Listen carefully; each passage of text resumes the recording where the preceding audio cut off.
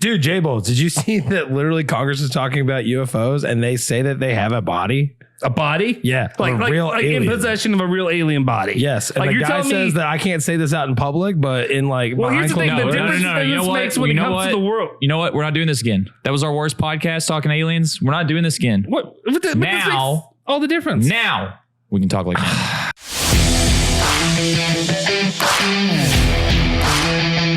Welcome back into the Now We Can Talk Like Men podcast. This is going to be episode 7. I'm Justin Sofro. Sitting alongside me, Dwight Young, the Hammer, the new Hammer attorney of Louisville. That's right. And then besides that, the other jabroni, Brian Powell. And we are once again talking to you like men. We are a Louisville, Kentucky podcast talking about all the latest happenings of sports, bourbon, all the other fun stuff that goes along with that. And of course, we're going to do some drafting today. Before we get into it, though, what I do want to tell you is to smash that freaking like button, hit that subscribe button, hit that bell icon to stay notified for all of our latest videos. And make sure if you want to right now, go ahead, pop over to the Instagram page. We have at Now We Can Talk Like Men on Instagram, and it's at NWCTLM on Twitter as well. Hit the follow on both of those. Put out a lot of great content on that as well. You're watching our shorts. You need to be subscribed. You need to like our videos. Yeah, you need to comment. You need to comment. We need to know what bourbons you want us to review. We want to know what drafts you want to see us do. We want to know what dude debates you want to see. So please comment and just engage with us. Absolutely. So first up, obviously being a Louisville, Kentucky based podcast, we're going to talk about a lot of the local things that are happening here. One of the main things that I really want to get into, I promise today, the main topic, the sports that we're talking about today, is going to be BBN related. We're going to cater to you out in the sticks, out in the hollers. We're going to talk some UK sports, but I do have to get a couple of Louisville topics out of the way. The very first one that I really want to bring up was obviously going to be about the TBT. It is, as we're recording this right now, the very first game was played yesterday. A tear in my eye. It's so beautiful. UofL basketball. This is, well, I mean, it was, I don't want to be that guy because there's a lot of it where you could urinate on the entire idea and the entire, the fun, the feelings, the vibes when it came to the TBT. Because for the most part, I think a lot of people probably wouldn't care about these kind of like tournaments and these kind of who's playing in it. But I think because of the circumstances, there's a perfect storm for UofL. The fact that the team is so bad, the real team is so bad. Yeah. This team is the team that you all this adore. This is UofL's team. What are you talking about? Yeah, exactly. That it was the perfect storm for UofL fans to relive the past, the glory days. Kenny Payne basketball has put Louisville in so far in the gutter that we will take anything. But I think I also want to say this though. It's not just the fact that it's, hey, some good vibes, some good feeling when it came to a Louisville-based team playing some basketball. But it's also it's many of the players are the 2013 team. Exactly. You got 10 years. Shane Bohannon out there. He's not smoking. He's still alive. He's smoking, but I guess he's not smoking as much. He was able. Actually, he looked like he was in pretty good shape. I know they said he lost some weight, but I was shocked that he was in playing shape. From what I've heard. Yeah. But good on him. He looked great. And you're not surprised at all that Peyton Steva and Russ Dickolas are still in perfect shape to be able to play some basketball, right? Yeah, well, yes. Peyton Steva just retired from playing basketball, and Russ Smith is doing bourbon. Russ Smith, if you'd like, hop on over here on the Now We Can Talk Like Men podcast. We will talk a little Mr. and Mrs. Bourbon if you feel so inclined. Anyway, but it was just, to me, you watch them kind of blow out an Auburn team, which had a lot of younger players, a lot of more recent younger players. Obviously, it's Auburn. But at the same time, there are younger talent that they've had since Bruce Pearl's been in town. So I was a little bit like, these guys are 10 years removed from their college playing days. I thought they may get a little bit, the old man. But they're all professional basketball players, aren't they not?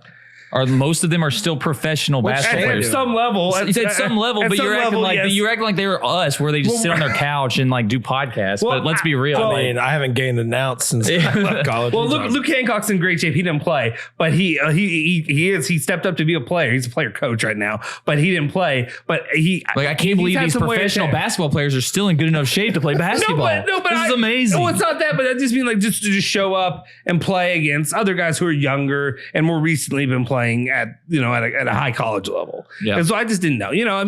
Russ has been doing bourbon stuff. I mean, I think he still played a little bit in China or something like that. But anyway, a lot of fun. I don't know if you wanted to take the time to urinate on it a little bit, being that you're a UK fan. I thought you'd be like, well, this is UK. We wouldn't care. We wouldn't give a damn about that. I'm not going to do that. And I think we'll get into that. I think that you think UK fans think a lot more about UofL than we really truly do. What? It's the truth. I don't think that we have this like UofL's not in our minds. Actually, I can show you proof that is not true. I can show you the text line at ESPN Louisville. I can show you all the people going at it right now. I can show you Matt Jones tweeting off about Louisville whenever he gets a chance. Yeah. And then because he knows he's going to rile up the masses, and that's what he's going to do. You mentioned Matt Jones. So Matt Jones actually had a tweet about Louisville football. No, about the TBT. Oh, the because he was there. And he was there. BBN doesn't care. So he was there. He went to the game. Yeah, you're acting like we're going to pee on you. We're going to poo-poo on it. He said, it was cool to see a huge crowd at the Freedom Hall game last night. Seaver, Russ Smith, Bohannon, and Kirk had the crowd going nuts. And so, like, he's actually giving you compliments. I don't think we need Matt Jones' compliments. I know, but you're acting again. Okay, what are you doing? Well, we're gonna get into this later. He did follow up with a little bit of a backhanded. Oh, of course he did. Because that's what he does. But it's the truth. But this is the truth. And we're gonna get into it. He says, shows how desperate UofL fans are for their basketball program to be back. Hope it happens, and they lose the UK. That's the truth. We're not going to kick a puppy when it's like got 3 legs and has like AIDS. We're not going to kick a dog when it's down. I'm just saying. It's like there's no like a dog with AIDS, but I wouldn't kick that. I'm just saying we're not actively rooting for UofL right now. A couple dogs with AIDS. We're not actively rooting against UofL right now because it's just not. There's no point. I mean, okay. To a point, I understand what you're saying. He's still going to make a bit of a joke, or he's going to take a jab when he can. But he didn't. But he kind of did. How? He kind of is. And okay, he was saying it is cool to see UofL fans being excited about some basketball. It's a condescending way to say it. Yes. It is a condescending way. It doesn't bother me. What I'm saying is, what I disagree with, or what I do agree with, and that is a true point, is I mean, if you've listened to me at all when it comes to this, yes, Louisville fans are, and we should be desperate for some good Louisville basketball. It's been a while. I mean, Chris Mack had him playing at a certain level at one point, but that's been years now that you've had anything good and resembling a decent product when it comes to Louisville basketball. And the biggest issue is I'm trying to avoid going full Louisville topic today because it's not going to be an all Louisville day. It's going to be Kentucky day. You're going to have your day. But when it comes to Kenny Payne, the people that are supporting him and that truly believe in Kenny Payne, I had this argument today with somebody. Everything, and they tried to tell me that everything I said that we were saying was based on a fantasy or a dream. And I'm like, no, mine is based on evidence. Yours is a fantasy when it comes to supporting Kenny Payne because there is no evidence that he can coach a team to win average games, to win 15 games in a season, which is pathetic. That's fireable offense right there.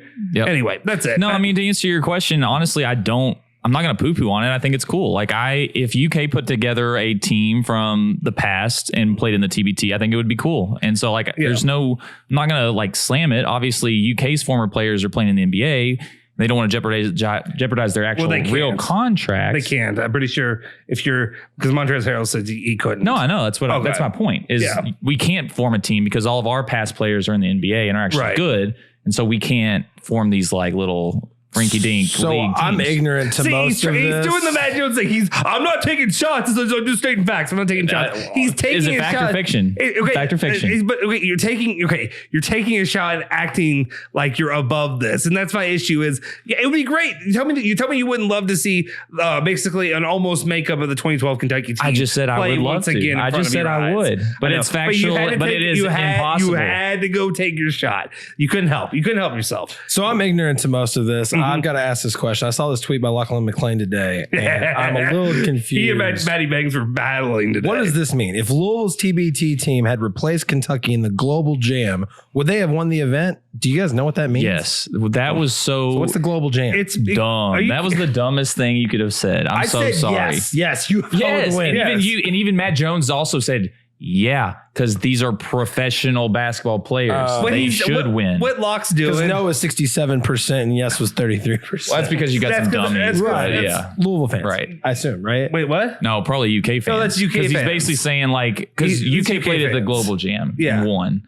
And he's saying if UofL, Oh, it just changed 32% now to 68%. So yeah. Okay, so what he's doing, he's just trying to coax UK fans out. And what he's really doing is he's going toward something we didn't talk about here on the channel or on the podcast was after the Global Jam. I think a lot of reasonable UK fans were doing this, but the masses, kind of like what Dwight says when he talks about the Louisville fans that he thinks of. It's what I think of about the UK fans. It's the unwashed masses that are all buying into the hype and saying like, it's number 9. Number 9's coming this year. And it's like, bro, it doesn't matter. Global Jam is just like Bahamas last year. Right. And everything like that. It's a lot of fake juice. It's a lot of, you have, Germany and these players. They're like, well, these are their top players. Well, it's like 1 or 2 of Germany's top players that are playing in it. Right. Let's slow it down a little It's nothing. bit. I mean, we're getting way ahead of ourselves because we have this whole topic coming up. We have a big topic. We're going to waste a lot of time. Yeah, so let's move on. We'll get into all of the UK UofL stuff soon. Okay. Soon enough. The second UofL topic that's an icebreaker that I really wanted to get into and open up about. So the other cool piece of news was obviously they came out today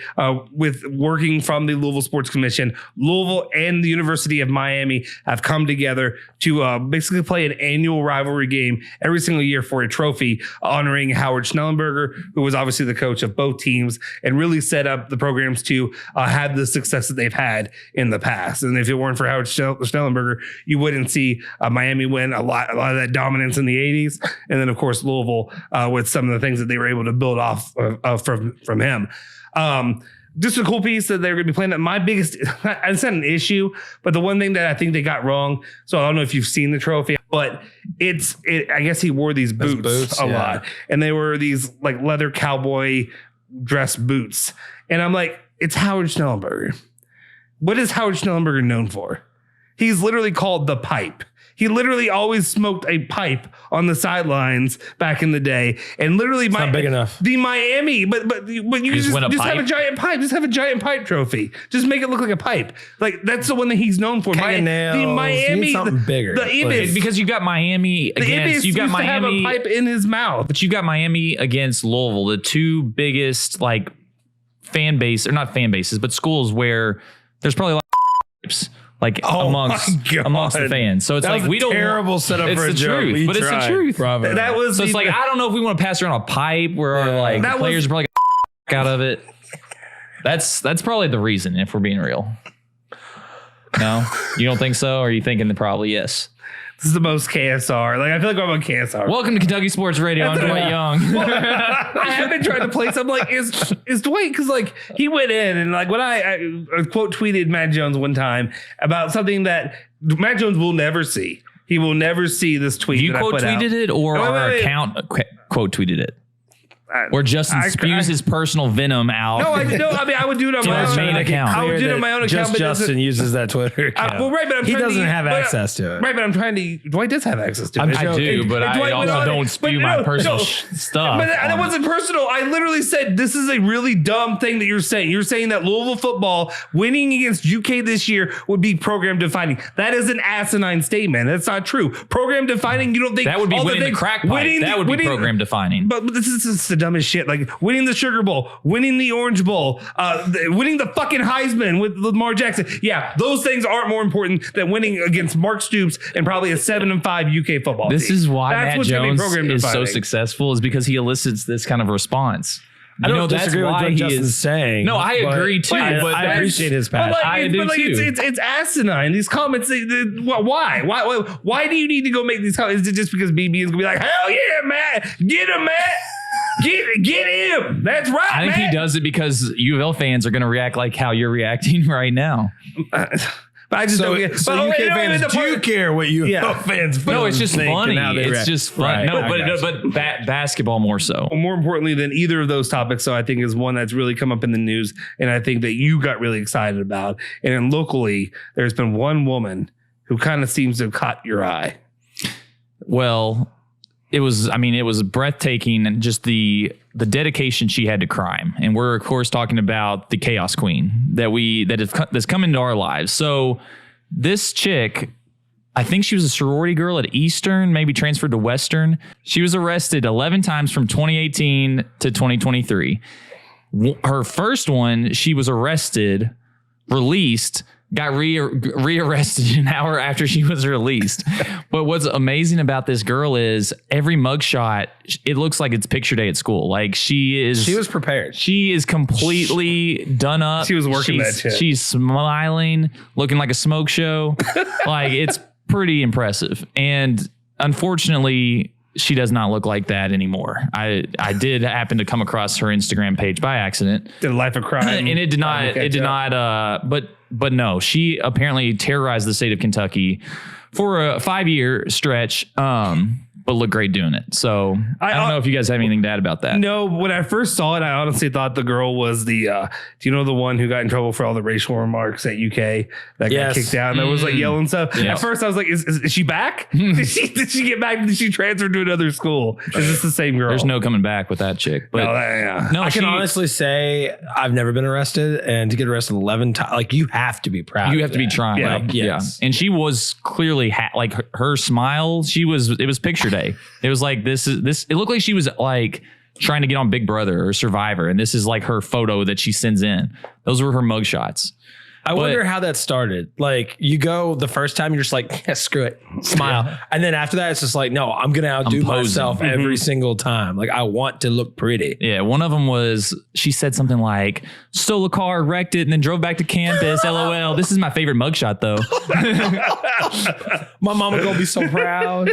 Oh, but she apparently found God and is no longer pursuing a life of crime. So shout out to her. I'll wait for number 12, see if I can tell the difference. Shout out to the Chaos Queen. Good for her. Thoughts and prayers that she fixes her life. She is in Kentucky, so stay safe on those roads, guys. If you, Chaos Queen, if you want to come on to the Now We Can Talk Like Men podcast and tell us a little bit about your life, say that differently. We would love to talk to you about that. Yeah, and now we can talk like criminals. We can move this on though, and let's just actually get into our favorite segment of every week, and that's because we can get a little bit lubricated, as I like to say. We are once again getting into the bourbon. So I'm lucky enough today to be showing you guys 3 quality Elijah Craig products. Elijah Craig is distributed by the Heaven Hill Distilleries in Bardstown, Kentucky. And Elijah Craig was a Baptist preacher back in the day. When I say back in the day, I mean back in the day. He was distilling back in 1789.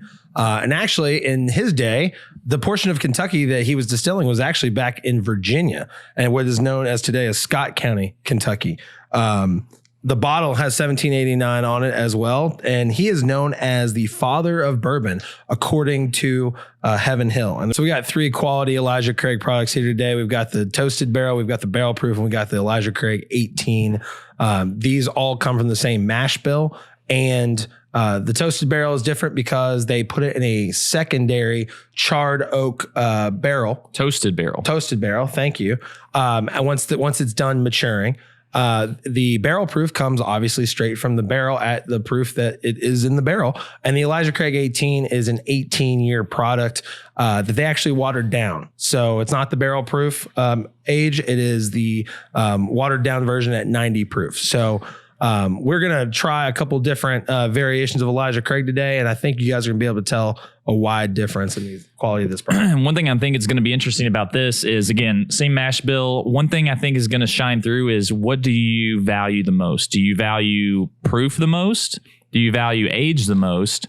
Or do you just like the flavors that come along with a toasted finish?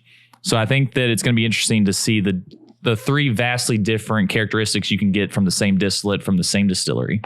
And so when you're looking at price points on the 3 of these, the toasted barrel is about $60, $70. The barrel proof is about $80, $90 at retail. And then the 18 is about $200 now at Heaven Hill. I was looking up some information on it, and just 2 years ago, they were talking about it being $130. So it's gone up $70 in 2 or 3 years, which is kind of nuts to me, particularly because it doesn't have a great reputation. So, guys, let's go ahead and... what's the order you want? Let's see here. Let's go with the one without any sticker on it at all. Let me say that again because it got cut out. Let's go with the one without a sticker at all. And again, as always, we do not know which is which. So this is going to be a surprise to us. So swirl that around, get a nice little whiff, and then take a drink and let me know what you're smelling and what you're tasting. Did you like the taste in your mouth? I'm about to. Let's get that taste back in our mouth. Let's get that taste back in our mouth, Cal. Ooh. I like this. This is a good one.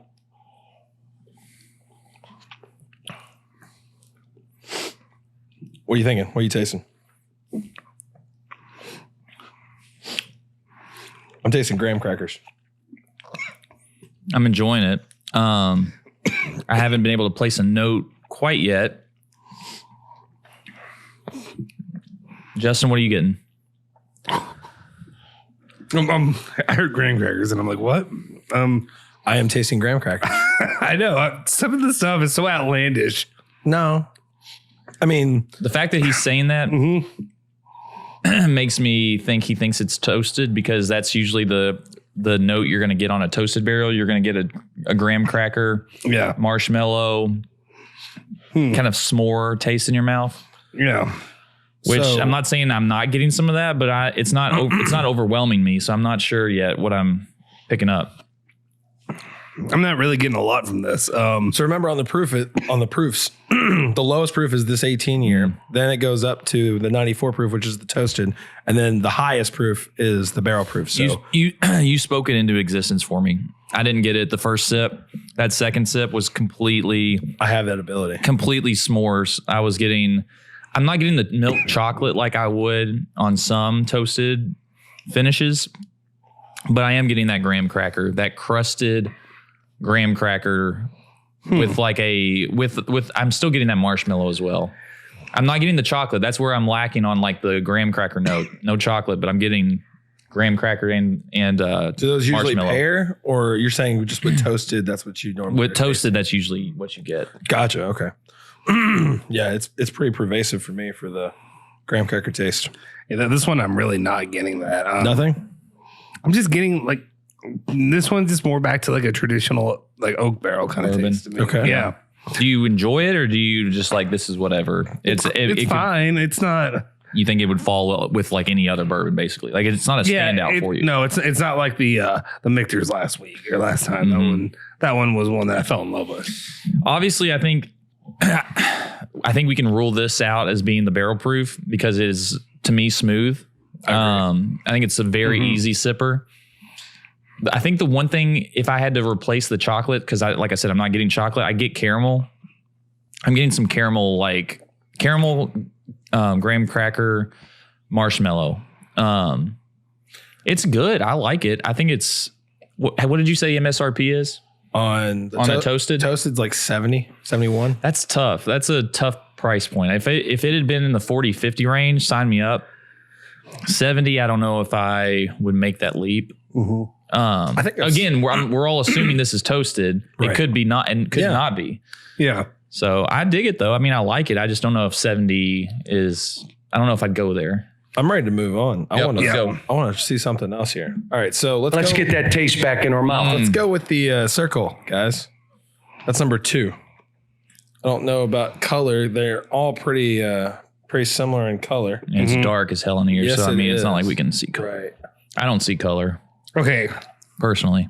Just from the smell, I'm getting more of a marshmallow. On this one? I can see more of that, like to me. On the second one? Do you smell that airy, like I don't know, it's like an airy sweetness to it, to me. I'm getting vanilla and orange. I'm getting an orange peel like you would get on an old fashioned. But I'm getting this like, Now I'm that getting a huge vanilla bomb though too. Yeah. Okay, so that was, the marshmallow was me just smelling it, just sniffing it. I don't know what the hell a marshmallow smells like. I'm going to be real honest. I mean, it's just kind of like I'm not saying you're wrong. I don't know what that smells like. it could relate kind of maybe a little bit more to the vanilla that Dwight's saying. I think it's interesting that Dwight giggled right after he drank it because I did the same thing in my head. So, And why? you know why. You know I know why. What are you getting, Brian? I'm getting a nice warm finish in my chest. I'm getting like a nutty almost taste, which is interesting because if that's what it is, then it's a little bit different than what I was expecting. I thought there was some more fruitiness to this one, but no, it's more nutty to me. Nutty. Yeah. See, I'm not getting that. What are you getting? So on the nose, I'm getting, like I said, an orange peel and a vanilla, like a big vanilla extract. On the palate, though, it is way more intense than I thought it was going to be. Yeah. And so that's why I kind of laughed, is because I was expecting more of an easy sipper, not a whole lot going on as far as like a punch. As the first one, this one, I'm getting like this oak spice. Mm-hmm. I'm getting this spicy finish, this nice finish that I really dig. I let it sit on my lips a little bit, and I can feel it like kind of dancing on my a little bit. I like that. Yeah, I taste nut, and I taste. Can you go, Justin? Did you like the taste in your mouth? Did you like the taste? Let's get that taste back in our mouth. More in my mouth. Yes, please. All right, guys, we have a rough idea of what that one was. Let's just jump to this last like sizzling. one. I like it. It's the one with the nice, pretty little red heart on it, please. Let's get that taste back in our mouth. You can only use that so many times, Justin. Whew. Okay. It's very strange jumping from what I had in the middle to this one over here. Yep. J-Balls, where you at? The second one's giving me the most right now. This one seems almost like I need to I feel like I need a palate cleanser between them. I don't know. This one. If I'm right in what I'm thinking right now, and I mean, I think we kind of all relatively know what we're thinking based upon what the words we said about the first two. Yeah. This is really disappointing. Revisiting the second, I just went back to the second, and I'm getting that peanut. And that's typically that's a normal note for Elijah Craig, especially one of their products. And I didn't get it at first, but I get it. Yeah, I'm getting the peanut, because going from the second to the third, you can definitely see it jump out. Yeah, this third one feels like the weakest to me. It feels. I don't know. Like it feels almost like the closest to water of the three to me. So again, when you're looking at this price range, I mean, obviously the 18 is the most watered down. Yeah. And it is also the most expensive. Yeah. Whereas the barrel proof obviously comes at the hottest level. And then the toasted. But it should jump out with lots of flavor. And then the toasted is at 94 proof. So it's not that much higher than what the 18 is, but it's been toasted in a second barrel. So there should be a lot more flavors from that second barrel that should be popping. Before you say that that's the weakest, though, I would say compare the third and the first. Good call. Try it because again. You're coming off the second. Good call. Where, if you're the second has a lot more of a punch, I think. It's funny just comparing the smells of the two, because I'm not normally the person to smell it, but this first one I feel like is jumping with a lot more flavor. So it's just that second one has a lot of hit, and then it makes so it's okay. Yeah, so this one's the middle betweener, and that first one's the weakest. So now sniffing, smelling the third, and then going back to the first, kind of like what you said. Right. That marshmallow is jumping out of the glass to me. On the smells? On the first one. I don't know what a marshmallow smells like. Ooh, I got some. My son loves marshmallows, so we always have some on deck. I know what it tastes like. Air. All right. I think I'm ready. You guys ready? You know what? Yeah. Are you switching it up? No, I'm not switching it up. It's just there's not a lot of flavors. I'm not getting a ton of flavor off this third one. Like I'm trying to put notes to it. Mm-hmm. I mean, it's super smooth. It almost, like you said, water. It almost is like you could crush this, whatever bottle this is, you could crush it. So let me give there's not a lot of notes on here. Let me give a little bit of background with what these different bottles are supposed to smell and taste like, according to what Heaven Hill says that they are supposed to smell like. All right, so on this toasted barrel, Heaven Hill says that you should be smelling some toasted marshmallows, caramel, vanilla. On the palate, you should get some graham cracker, some chocolate, some caramel, and then with the finish, there should be like a spice, a rye spice to it, or some brown sugar towards the end of it. So toasted barrel, think of those kind of notes. With barrel proof, you should be tasting obviously caramel. They'd say a little bit of cherry and vanilla, and even potentially some light mint. On the palate, it should be a thick caramel taste. And they even say that there's some fruitiness to it. And then on the finish, they say that there's some spice. And that's the barrel proof. That's the barrel proof. So, and then on the last one, which is the 18 year, they're saying that the nose should have some orange to it, which I think we heard Dwight say, chocolate and honey. With the palate, you should taste some vanilla and some oak along with some brown sugar. And then there should be a heavy oak finish on the 18. I don't know that I'm tasting a heavy oak finish. We don't know. 18. I was going to say, we don't know which one is which. If we think, I think you and I are on the same page on which one is which. If the 18 is what I think it is, I'm actually surprised it's 18 years old because I'm looking for that oak and I'm not getting it. It almost feels like it's a younger bourbon, which is very odd. If it is what I think it is, I think they've just watered it down so much. It might have been that's a crazy. little tannic, and they just kept pouring that. But here's the weird thing though: is that's what 90 proof, right?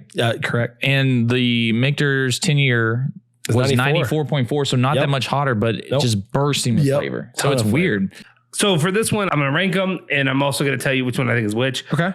For that one, I'm going to say which one? My favorite one was the second one, which is I believe it's the circle. Yeah, the circle on it. And you think it is? I believe that one is. I want to say that one's the toasted one, but I could be wrong.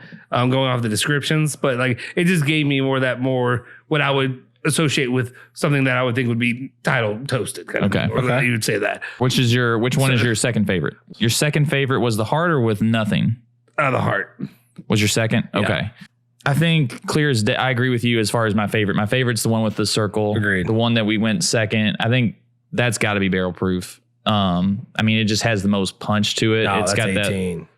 that. I mean, maybe it is. I don't know. No, I could be dumb. I've never compared all three of these, and barrel proof is by far the best. That's got to be barrel. That's got to be barrel proof. So much warmer too. I think my second favorite. Actually, I know my second favorite is the first one, the one with nothing on it, and I think that it is toasted. Agreed.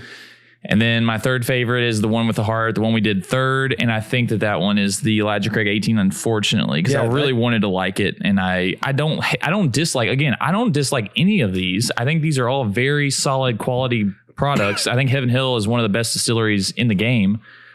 I just think considering that retail on this is $200, I just don't think it stands up to its price point. I don't think it stands up to the other two products we got today. So that's as a cheapskate, I am incredibly depressed because I just bought this Elijah Craig 18 because I got lucky enough to be in line and realized that nobody else was in line. And I got this EC 18. I kind of wonder why nobody else was in line. Now I think I know. But let's find out. All right, let's find out. All right, so let's start with the barrel proof because I think everybody knows that what the barrel proof is. We think that it has the circle. We're assuming it's the circle. That's correct. You're right. Yeah. Good deal. I mean, the heat gives it away on its own, but like it's just bursting with flavor. The proof. Yeah, the proof I think alone gave it away. I'm glad we all agree that it's probably the best tasting. Yes. So Justin, you're right about that. And I think honestly, in and out, this is one of the best values that you can get in bourbon today because there's no real secondary value for this. So, right. I mean, because they make a lot of it. And other than the most recent batch, which was the B523, all 12 years old. So, I mean, you're getting a 12-year bourbon, uncut, unfiltered, bursting with flavor. You can't go wrong. So I think you should always pick it up. A little bit more information too. The Elijah Craig 18 is an annual release, and that's usually sometime in the fall. So there's only one release per year, and it's a single barrel. Whereas the barrel proof, they do 3 different releases throughout the year. They do it by A, B, and C. They do A1 as in January, and then the year. So A123 means January of 2023. It's the first batch of that year. B523, it came out in May of this year. I hear that one's even better than the one that we just had. So even though it's a younger age statement, usually it's always 12 years. The B523 is 11 years, 5 months. And apparently that's one of the best barrel proofs that Elijah Craig has put out in a while. And then that toasted, I think, is just a pretty standard release. They have that pretty much regular. Yeah, I mean, it's not sitting on the shelves, but it's also not the hardest thing to find. Right. All right, which one do you want to find out next? Let's do the EC18. I got to know what this one is. So Brian and I both think that this is the star, it's correct? The heart. Or heart, that's what I meant, heart. This is the heart. Yep. Boom. That's so sad, so depressing. I'm glad I'm right, but I'm so upset that it cost me so much money. It's not worth it. I mean, honestly, there's really no secondary value for any of these, to be completely honest. This one, now I understand why there's no secondary, because 18 years from one of the best distilleries in the game, you would think that's got to have some secondary value. But I think people opened it and they're just like, it's just not It's just not worth any more than what it would be is. like if it was barrel proof. I wonder if It's got to be amazing. Yeah, I mean, have to be amazing. Why? So they water it down because they want it to spread out further. They can sell more Exactly. bottles. Right. But when you've got guys like us telling you that it's not great, it's probably not a good look. You probably should consider doing the 18-year to barrel proof. That would be that would have some people lined up outside of the store. All right. Well, then obviously by Default. process of elimination, Toasted Barrel is the one with nothing on it. Yep.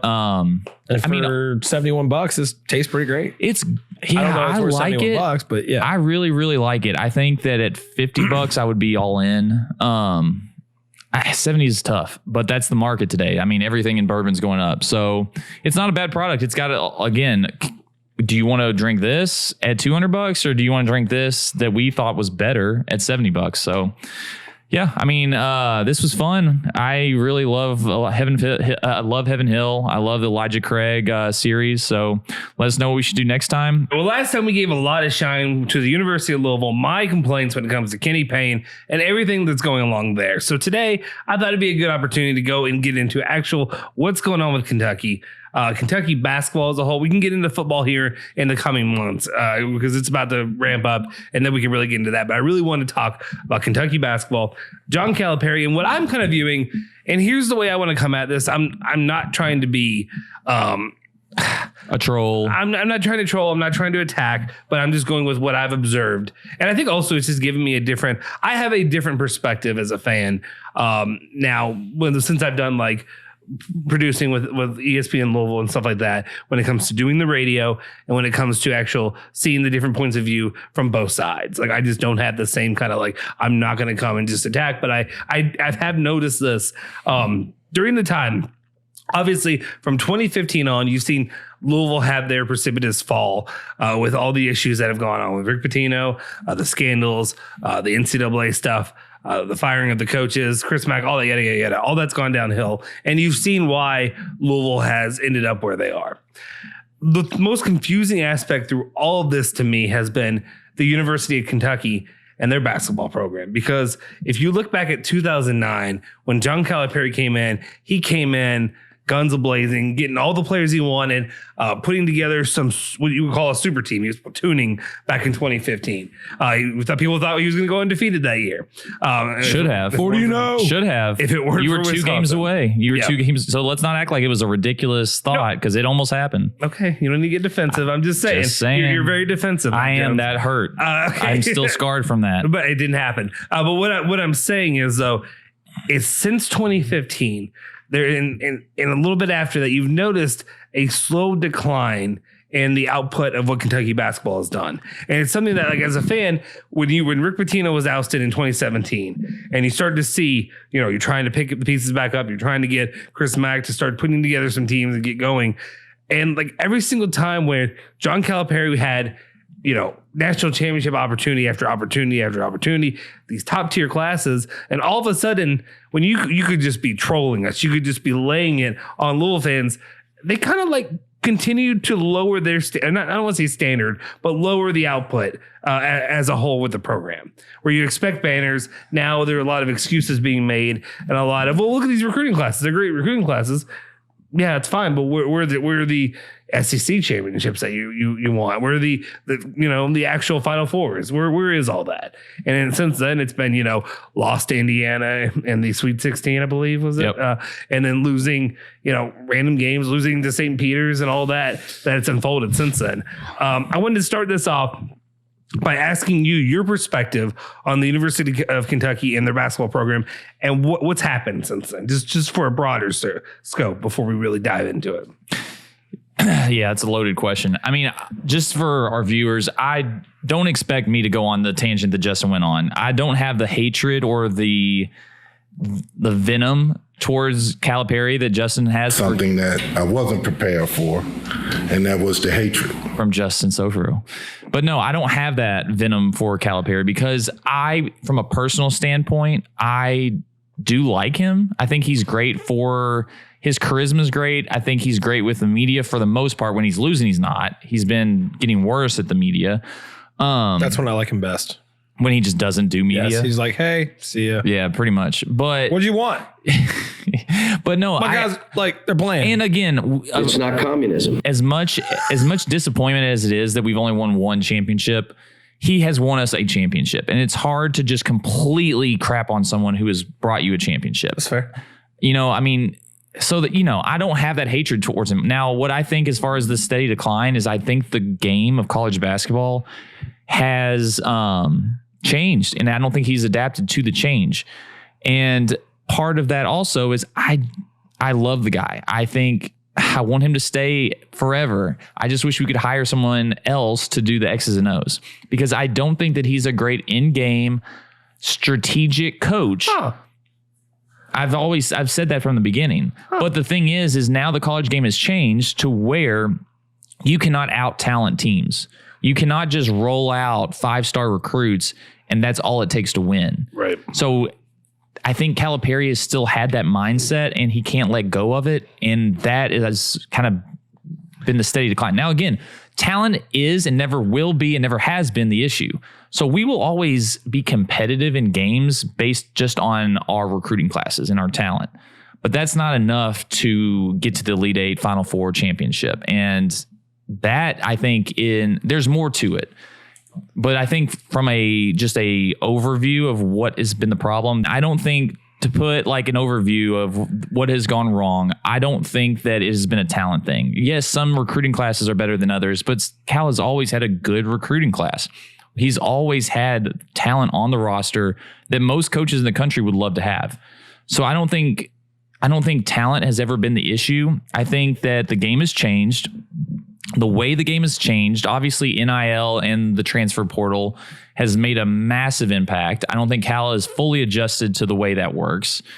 And so I think that that's kind of it. I mean, I never had faith in him as an X and O's coach, but I always had faith that we would have the talent to at least be so good and just out talent guys. And I just don't think you can do that anymore. Another thing I think have seen this, and this is one thing Matt Jones is guilty of, which I am shocked by this. And I do think a lot of UK fans are guilty of this, is watching these like middle of the summer exhibition, Global Jam, Bahamas games, and getting excited about blowing out these nobodies by 40 points. You watch them do that last year. They did the exact same thing. They won games by an average of 40 points. And what happened? A lot of nothing. You fizzled out in the first weekend of the tournament. So why in the world? This is insanity, right? Like doing the same thing and expecting a different outcome. You literally watched them do this last year and you're getting excited. I mean, Matt Jones again saying, "Oh my gosh, this team is going to be so fun. They're going to play so much different." Wait until the season starts. All right. Like I don't fault a fan for watching those games, trying to understand the players' games. I get that. But like putting any stock into games like that is insane to me. And Cal didn't even coach those games. So if you like the way they played, he wasn't even the coach. So they may not even play that way. So it doesn't make sense. I'll be honest, I hadn't seen Matt Jones do that, mainly because I think I was so used to him kind of like bashing Cal and being like anti-Cal and always bought in on the Mark Stoops train and the, big dog having a stool at KS Bar and all that stuff. Yep. So I didn't realize that he was a big, maybe propping up Cal. It surprised me too. Or maybe he's propping him up to cut him down here. Well, it surprised me too. But again, part of it, I think, is one, getting the fan base excited again, trying to get some like energy back in the fan base. Mm-hmm. But then also, I don't think by doing that, I don't know if he's necessarily propping Cal up, because again, Cal didn't coach those games. And so maybe he is saying, look how good this team looks when Cal's not the coach. I don't know, but I was surprised to see him get so bought in to a game like the Global Jam games. I don't know. I just don't put any stock into it. I have been hurt too many. I've been hurt too many times to get my hopes up. And so that's where I'm at. I think historically we know that those don't really usually matter. No. For the most part. There is a little bit of intrigue to it because it is a national level. It's not playing the elevator guys during the day. And then the next thing you know, they're putting on gym shorts to come play basketball. I think one of the interesting things to me when it comes to Calipari the last few years that I've been really trying to wrap my head around is because, I will say this, going through and doing the take and listening to Kentucky fans on a daily basis, calling to the post-game show and listening to my guy James Strebel having to work through that and work through the process of just people yelling and bitching and screaming. I think one person saying that he would drive Calipari's fat ass down to Tennessee himself or Texas himself if he wanted to go down there. And people were just angry with him. And obviously seeing the outcome of a lot of these games. It was difficult for me as a Louisville fan because I'm watching what's going on with Louisville throughout this process and being like, okay, guys, like chill out a little bit. It could be worse. Like it could be worse for you all. But at the same time, I understand the expectations that come with the University of Kentucky. I think some of the things too, and I'm trying to understand that not only is it just that the game is changing, transfers now are so important. And that's the thing. You can't just go out there and field the best team of freshmen that he's been doing in the past. Exactly. You got guys now that, I mean, Calipari, let's be honest, when Rick Pitino was still there, he was anti going to get a lot of these transfer portals. He whined and bitched and moaned about how bad the transfer portal is for coaches. Like Bruiser Flint, who is there currently, when Damian Lee came from Drexel to Louisville, he raised hell about it because it was his friend and his guy, but at the same time, because you're hurting these smaller teams. Yeah. And not, it's just the weirdest thing too, because at the time it's like, weren't you about the players first kind of guy? Well, weren't you like, I think here's the thing about the transfer portal and why Cal has not succeeded in it. He's tried, we've had transfers, a lot of them being our best. I mean, Oscar Sheboy was a transfer. Yeah, I've got a list right here. So from 2015 to 2018, you had no transfers. So I started in 2015. Well, it's because there was no transfer portal, right? Like, there's no point in getting a transfer when they have to sit out a year. You're right. You may have had a transfer, but it wasn't a... Exactly. You could not transfer and play immediately. Julius Mays, was that a player? Mm-hmm. Okay, yep. you had some of those players back during those times. But otherwise, you had Nate Sestina in 2019, Davion Mintz and Jacob Toppin and Olivier Sarr in 2020. Jacob Toppin really being the only one that really kind of, would you say, panned out there? Who? Or Jacob Toppin? No, Sestina was good. Sestina was good. Okay. And we had one, I think it was not on your list, and I can't think of his name. He had curly hair. I can't remember his name, but anyways, he played in the year that we should have gone to the Final Four and lost to Kansas State. Okay. I'm struggling to remember his name because we get so many players. Let's see, 2021, you had Kellen Grady, Oscar Sheboy, CJ Frederick, and Severe Wheeler. Yeah. And then Antonio Reeves in 22, and then Trey Mitchell now that you're getting. Yep. So again, he's tried, right? Yeah. Like he has gone out and gotten transfers because he understands that is part of the game. You have to do it. Here, though, I think is where he struggles the most is because he still has the mindset of, let me go get the best transfer out there. And that's all that matters. Like when he goes and gets recruits, who's the best recruit? Who's the top rated recruit? He doesn't care about what's their style of play. Right. How do they fit in this? You have to construct a team, right? Yeah. Mm-hmm. So in the transfer portal game, it's even more so like of a importance is how do you construct a team? How do you build it? How do you get players that their skill set complements each other? They don't overlap with each other.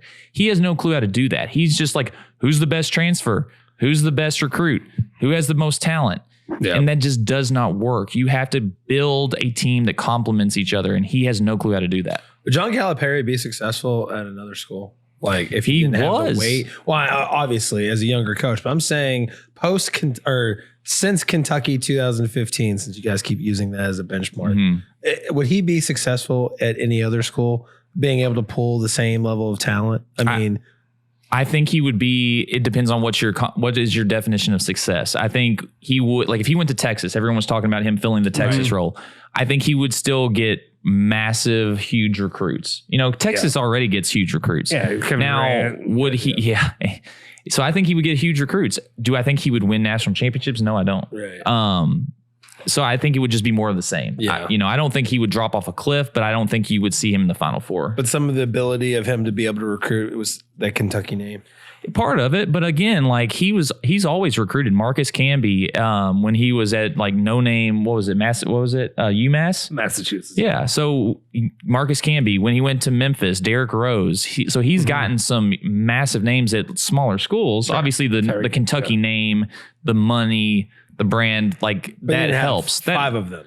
He didn't have five. No, exactly. At one time, right? Yeah, he didn't have a team where he literally had 10 players, you could have split the team in half and both teams would have been in the top 25 and still failed to win a national championship. Not only that, but the team he lost to, Wisconsin, I don't think they have an active NBA player.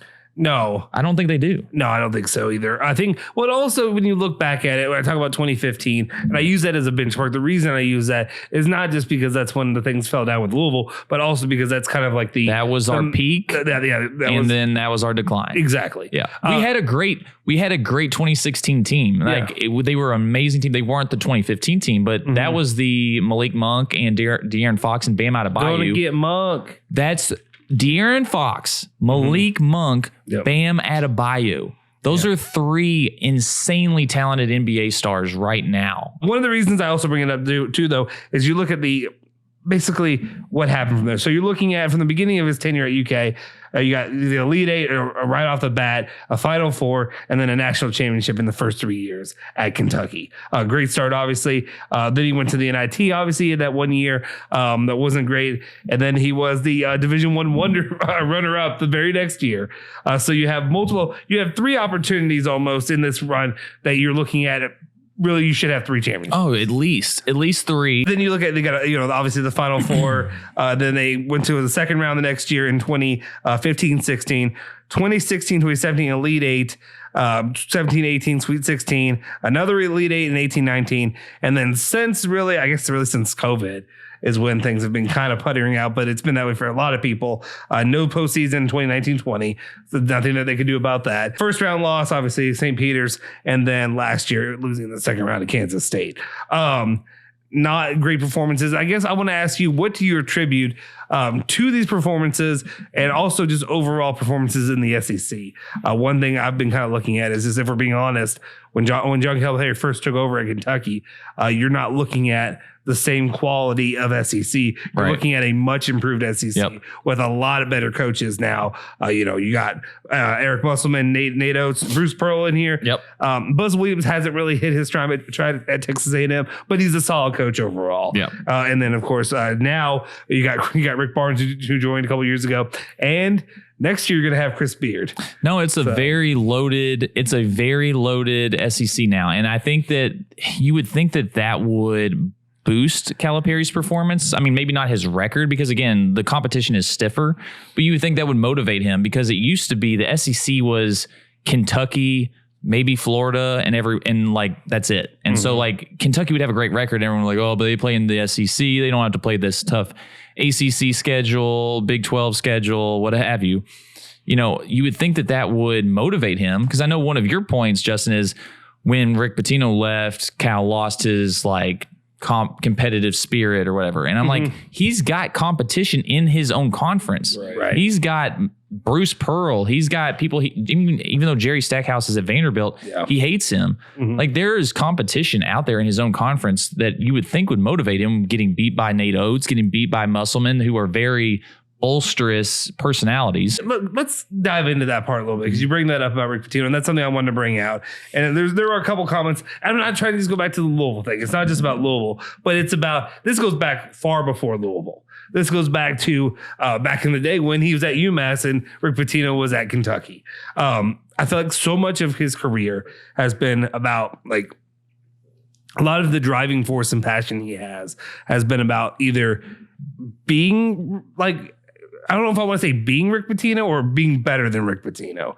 I don't know. There's something about that where he's always kind of had this passion and fire fueled by Rick Pitino. You see all these old pictures. You see all the old commentary, the old stories of them going, head to head. There's other issues that they've had in the past, even before he came to Louisville. And then you have when he's at Memphis and Louisville is in Conference USA and they're playing, there's multiple different games like that where things got a little bit ugly, a little bit out of hand between the two teams. Obviously, regardless of if he's there or not, Memphis not loved by Louisville fans here locally. But one of the reasons I go into that, growing up and coming up in the ranks, he obviously idolized Rick Pitino. He wanted to be like him, but also I think also a lot of the issues kind of turned into, and he would never say this, I feel like, but there's always been that underlying kind of feeling of hatred that he's kind of had for Rick. He's always kind of had it out for him that he wanted to be that guy. And I don't know if it's also you come to Kentucky and the BBN brings it out of you where it's you gotta crush him. Like you've got to beat him. I do think it was. I do think it was a motivating factor in the rivalry, right? Like I do think that it made him want to beat UofL more. It made him want to poke UofL. It probably did motivate him to want to be a better UK coach than Rick Pitino was at UK. Yeah. So yeah, I think that there was motivation there. I think that he lost his will to coach because Rick Pitino left? No. I don't think that he was a great coach before when Rick Pitino was there, and then all of a sudden he now forgot how to coach. So no, I don't think that it has played a factor. I don't think Rick Pitino leaving has played a factor in UK's, steady decline. It's absolutely played a factor in the rivalry, right? Like, that Italian, like, I hate you, you hate me, you used to have my job, I have your job now. Like, that was all super fun, was great for the rivalry. Do I think it has played a role in UK not being as good of a program? No, I don't. I think part of it, watching the games, is that the ball movement, the player movement, the spacing is so hard to watch because, again, I think Cal is still stuck in the early 2000s, mid 2000s, where you could just drive to the basket. You could post up. You could do all these. You didn't have to necessarily move the ball, set screens, run out of bounds plays. Cal, I don't think has ever run an out of bounds play. Yeah.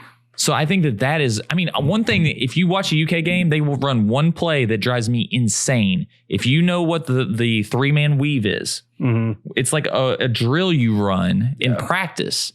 He runs the three-man weave at the top of the key, and the ball does not advance anywhere near the basket. And so I'm like, are you just running? It's almost like, it's like what do you call it? Thing? No, it's like the hamster running on the wheel. Yeah. It's like, yes, you are moving, but you're not doing anything. Right. Do something. Yeah. So yeah, I think that I wish Cal could be like a football coach where you have your head football coach, you have your offensive coordinator, and you have your defensive coordinator. I would love for him to be our head coach and we hire someone to actually run the plays and call the plays. That would be my ideal scenario because, again, I do like Cal as a personality. I think he's great for the university. I think he's out of his depth as a coach, and I don't think he has evolved and adapted to today's game, and I don't think he will.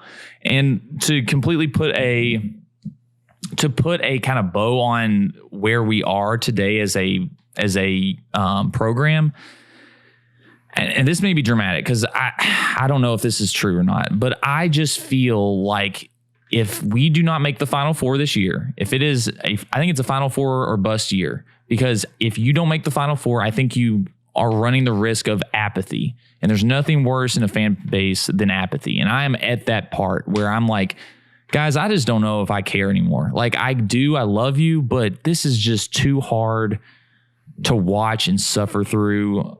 It's the same thing year in, year out. We got to make a change. So I do think that this is a do or die year. I think it's a Final Four or bust year for Cal. I think so. Part of what I was touching on, and one of the reasons I said I think kind of helped having Rick Pitino there, is because what I was trying to get at is I think some of that passion. Because if you look at John Calipari, I've never viewed him as a basketball lifer, and he's even said it in the past.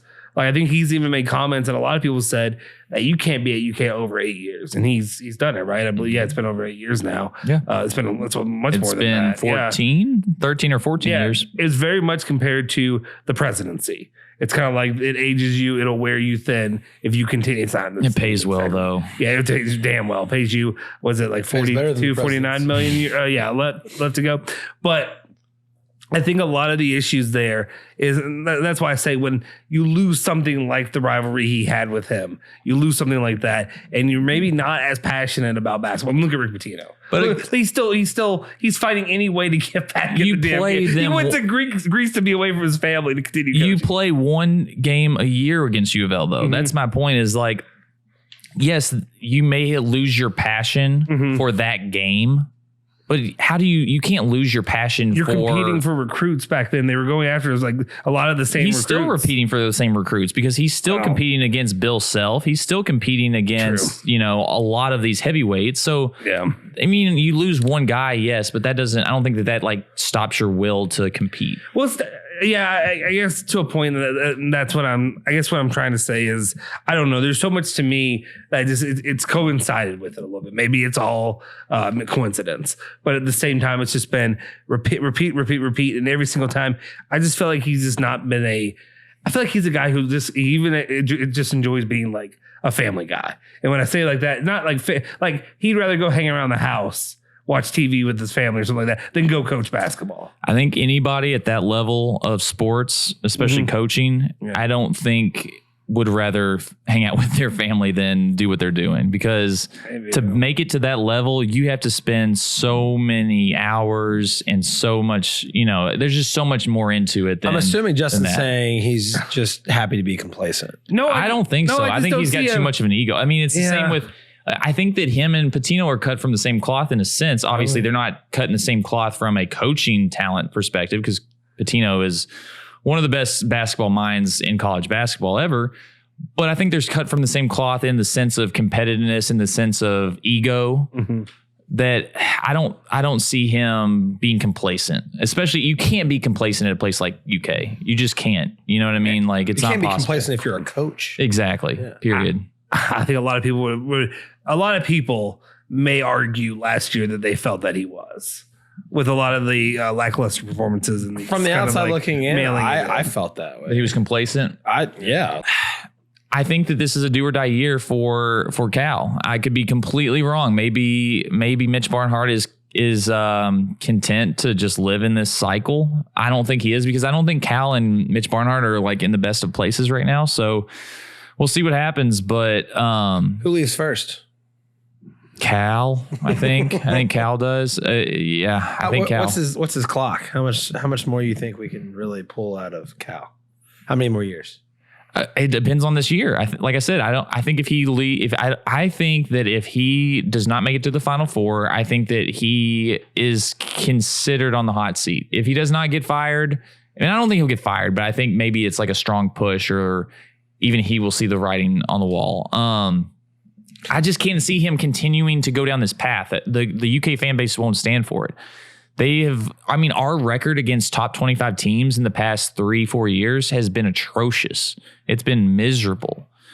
So it's just not, I don't think it's sustainable. On his own, though, right? He might. If someone like Texas throws like the bag at him, I could see him doing it. Is there a reason for them to recruits, the name? I know, but I mean, like, realistically, like, it's not the same level that it has been. Duke, if Shire doesn't work out, the Duke would never take him. But yeah. I don't know. Again, I'm not as strongly pessimistic as you are about UofL season. I do think UK is going to be good-ish. I think that we are going to be a top 25 team. I'm sure we'll be preseason top 10, which we shouldn't be. Every year we're top 5 preseason. And then 2 weeks after the season starts, we're unranked, which is insane. But I do think that we'll be a ranked team. I think we'll be a top 5 seed. And then I think we'll probably fizz out in the, second round, third round. I hate to say it. It actually hurts me to say it, because I don't have that hatred towards Cal. I like him. I want him to succeed. I just don't think that he has it in him. I don't think he has a good feel for his team. Another thing that you've noticed, I know all fan bases think that they know more than the coach, but in some instances, I do think that we know more than Calipari. I mean, we watched these games where he is putting Severe Wheeler at the point guard and has Cason Wallace at like the 2, when Cason Wallace is a clear like point guard. Yeah. And it's not until all season we're saying put Wallace at the point, put Wheeler on the bench. Wouldn't do it. Finally, Wheeler gets hurt. You have to put Wallace at the point. We start winning games. We look a lot better. It's mind-blowing to me that he doesn't have a feel for his team, even though it's clear as day when you watch the games. Yep. It's just super frustrating. So I don't know what else to say other than I hope that he's able to figure it out this year. I'm just not optimistic, because he just has not seemed willing to change. All right. Well, we'll see what happens in the upcoming season. So, guys, we're up in the gym playing basketball. When you play basketball, obviously you got to lift, got to work out. You know what that means? You got to go to the gym. It means you got to put in time. You got to put in work.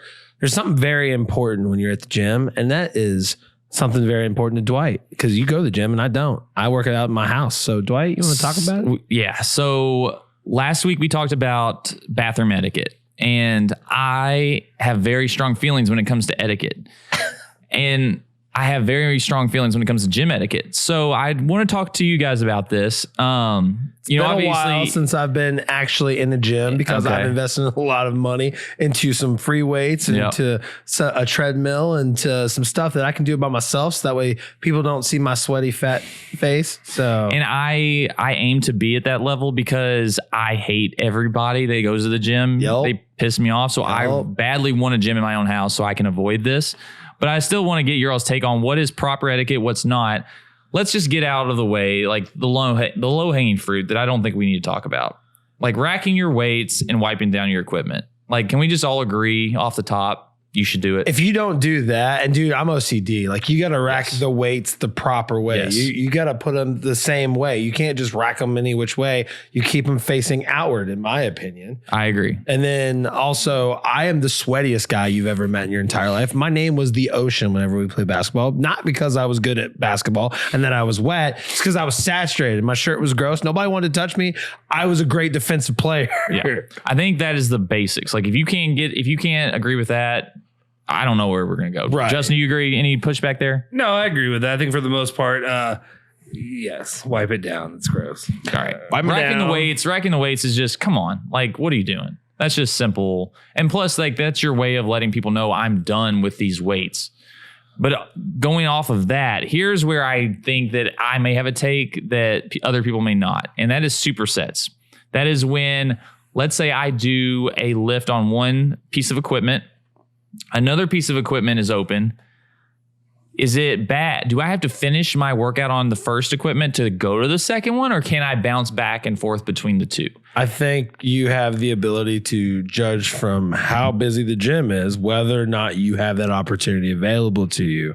And if you obviously can identify that somebody is trying to use that piece of equipment that you're trying to leave real quick to go do this other set and then come back to, it's time for you to go ahead and rack your stuff and then wait your turn to be able to come back to it. That's fair. That's the only way that it makes sense in a reasonable person's gym, because otherwise you're just being rude and you're saying my time is more valuable than yours. And that's Justin, not fair. What are your thoughts there? I mean, I think honestly, if you're a peasant enough where you have to go to the gym and you don't have to go home, then more than likely it's probably better for you just to stick with use your one thing and sit there, and then you can go use the other one. Your gym doesn't have enough weights for me, so I would never be able to work out there. I stopped going to that gym. So 2020, COVID hit, and I was like, no more gym for me. Let me tell you guys my take, and I want to know if you all agree or disagree with this. So here's been my rule of thumb always with this, because I am someone who likes to bounce back and forth between things. Because if I do something, if I'm working like chest and tris, I get it. I want to do a set of chest and I want to let my chest rest a minute. So let me go do a real quick tricep exercise. It's called efficiency. Yeah. Bingo. But here is my rule of thumb. You can do it, but if you leave your equipment and as you're doing the other exercise, someone jumps on the thing you were on, you have no right to tell them, hey, I was on that. If you do that, you're an asshole, because you cannot take up two different pieces of equipment at the same time. If you leave, fair game. That's my rules. You can superset, but do not bitch if someone takes your spot. Yep. Also, it matters about how big you are. If you're a little tiny little bitch guy and then this just jacked motherfucker comes up, I'm sorry, you're just going to acquiesce to whatever that big motherfucker's going to do, because you're going to tell him to get fuck off your shit. No, I have a few more sets there, guy. I'm sorry. It's my turn. Brian, you have any more? You want to keep going down the list? Screaming, or how about yelling when you're lifting? My God. So don't get me wrong. I understand. I mean, when you're maxing out, or when you're, really pushing it to the max, there's got to be some energy and there's got to be some sort of release to help push you to that edge. But when you're doing it every single time, like you're giving screaming, like you need to go to the hospital. Yes. I mean, seriously, get your own freaking gym. Like, there's no reason for you to annoy everybody else. Yes, I have my headphones in. Yes, I have it blasted as loud as I possibly can so I can avoid everybody. But real talk, you're just, no, I don't want to hear that. There's only two reasons to yell. There's only two reasons. Either one, you're a douchebag, right? And you've made it very clear to everyone around you that you're a douchebag. Yeah. Or two, you need to go to the hospital. Exactly. That's the only You're two dropping that bar on reasons your to do neck. that. Like, Again, save like, my life, please, Yes. before I die. if you grunt, if it's like like whatever, you're exerting energy. But if you are like, you need to get checked out because that's just not okay. It's not acceptable. Like, don't get me wrong. There's some times when I'm squatting that I need to let out some loud, weird, some ethereal noises. That's why I work out at home. I just don't go that hard, I guess. I don't know. But yeah, I say don't do it. Flexing. What do you think about flexing? If someone's at the gym and they're just like literally doing their like, what do you call it? Bodybuilding poses where they're just like, okay, that's too much. If you're flexing like while you're like after you just got done with something, you're just like checking out. I mean, that's fine. But if you're sitting there over here like just trying to show off, no. I don't think it's bad etiquette because it doesn't impact me. But just know I'm judging the hell out of you, right? I am judging just how insane you are looking right now. That you're just standing in front of like 20 other people and you're flexing in front of a mirror in front of 20 other people. I'm going to judge you. I don't care if you do it. It's not bad etiquette. It doesn't harm me, but you're being judged. What about the people that like record themselves? That was enough. Thank you. That was a good one. Let's See, I haven't get been your thoughts. in this world where I've had to worry about people actually recording themselves. Let's hear your thoughts. I've never seen the people that actually do it, but I've seen the product that gets put out all over like social media, Right, And that's like what people have. They developed an entire Is that what brand. you're talking about? No, Just the guys and girls. Girls is just literally showing their ass or their tits, Correct. and that's what they're trying to do. And they're just trying to get a good angle so that way they can put it on there and have JO material for people, and then they can go on there and follow, like, and hit, and subscribe. Maybe that's what we need to do for our Instagram. We'd probably grow much quicker if we were to do that. I'll start doing some push-ups for you guys. But like that's literally why I think a lot of people go to the gym is for that purpose, to get content, just to get slutty content to put out there. Either Hey, guy or Robert, girl. miss you, man. How you doing, bud? Oh yeah, Robert is subscriber of the channel. Yeah, it's Robert. It's just thirst trapping. Real talk, Robert, stop thirst trapping Real me. talk, Robert. One, do not ever ask someone to film you. If you do that, I will take your phone and I will stick it down my pants and I will shit my pants. That's what boyfriends and girlfriends are for. I will do not ever ask anyone to film you ever. And another thing So is you've been asked to film, haven't you? I was gonna say. And another thing is this is what kills me and it makes me so mad is if you're filming yourself, do not expect people to go out of their way to stay out of your shot. You? Yeah. That is insanity. Yeah. If I'm at the gym, I'm walking wherever I want. So I will walk right in your film. I will completely mess up your video and I do not care whatsoever. So do not expect people to walk out of their way to avoid your little thirst trap Instagram, TikTok video. That is insanity. What about smelling salts? That's badass. I've never seen anyone actually do that, but I think I would actually be pro that. I actually think some people should do smelling salts. I've only seen Joe Rogan do it on his podcast. I don't think there's anything wrong with smelling salts. I've never seen anyone do it, but I'm in favor of them. I think that's pretty sweet. Okay, I think honestly the most important one that we've missed so far and that I can't believe hasn't been brought up, but I need to talk about because this is something that I didn't really experience until we went to college, and that's when we started using really like public gyms was from then on, and old man nudity. And this is the biggest issue for me when I go to the gym, and probably the one thing keeping me out of the locker room or out of the bathroom as much as possible, and it's old man nudity. They are so comfortable and they are so stretchy and dangly, and they just put it out there for you to see, and then they will start conversations with you while they're completely nude, while they know you're uncomfortable, and while they know that it's all out there. I don't know. Like, is there a way that we can put a stop to this? That's bad etiquette. I didn't even think about that one. That one is traumatizing. And I think the reason the gym I go to now does not have like a locker room per se, it has just bathrooms, one person bathrooms. But I've been in the situation clearly where you've got an 80-year-old just like putting their nuts 5 feet away from your face. And it's very sad. Yeah, I always liked it.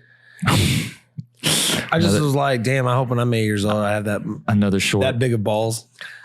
It's got to stop. It has to stop. It's just, and what's weird is that when you're changing and you need to get like naked to do what you got to do, you're like, well, I'm going to go into the stall where there's privacy, but is he judging me for being like a prude? Right, yeah. Like, am I the weirdo here that I'm not willing to just like flash my nuts to this 80-year-old? And that's why eventually you just decide I'm going to flash my nuts to everybody. Nah, and then still you don't do get it. to be 80 years old and you're still going to the gym and you're only there just to show off your balls. There was this can't make a short, but there was a moment in my life that there's very few moments in my life that I can remember from childhood, but this is one. I was at Kentucky Kingdom as a child, and my dad, who I never remember ever seeing his balls or nuts before, all the old dudes are changing. They're getting into their swim trunks. My dad does it. And I'm like a little kid, and I'm just like, I'm not supposed to see this. And it was traumatizing for me. It ruined my day. It's ruined. It's stuck with me for 30 years, clearly. Hey, Justin, so can don't you do send this. me this as a short clip so I can send Just it? don't do it. Just don't do it. You had never seen your father's nuts before then? Not to my recollection. That was a traumatizing event for me. It was just hard to like continue with my day. Old man nudity is not okay. Yeah. Unless you're a really hot old man, then bravo, dude. We're talking about the gym. We're not just talking about lifting weights. We're talking about court respect.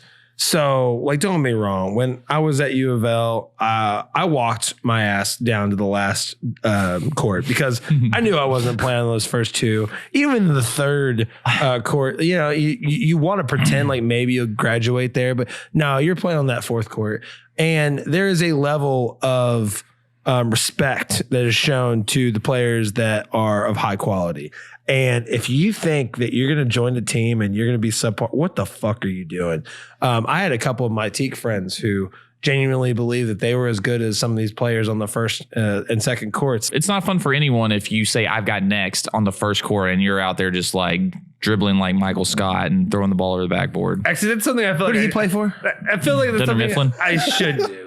I feel like that'd be great if like I went up there and just I got next. Throw me the rock. Just every time Throw me the rock. I got next. I'm open. You could. I'm You open. could. Nobody's got me. No, You absolutely could. No, I knew my boundaries. Yeah, you knew, got to know your skill. You got to know your skill level. I think more. All right, that one didn't go over well. Next one. Here's one that I think I have two that I think are connected. People that take their shoes off at the gym. Why? Because, and I'm actually okay. Yeah, let me say this. I'm actually okay with this under certain circumstances. So I never do this, but there's some hardos out there that think that the way to properly squat, you have to take your shoes off. I have a problem. My form for squatting, I always raise the back of my feet. So take your shoes off, apparently. I guess maybe I stand on the tips of my toes. Like, it's weird. I think if you do that, you better have literally changed into those socks right before you came. Oh, good. Cool. If you go to work and you come to the gym directly from work, or you've been like doing yard work and you come and you do that, that's not okay. That is completely like it's smelling not enough acceptable. already, guys. Yeah, come on. And I mean, on that point, BO. Like, I'm not saying you have to shower immediately before you come to the gym, but if you have any type of body odor, or you've been like, hanging shingles on a roof that day and you're coming straight to the gym, no. If you have BO, you go home. That's my rule of thumb. BO, no gym. Or get naked in the shower and take a shower. Well, and that's where this kind of leads me to my next question was, do you shower at the gym or do you wait till you get home?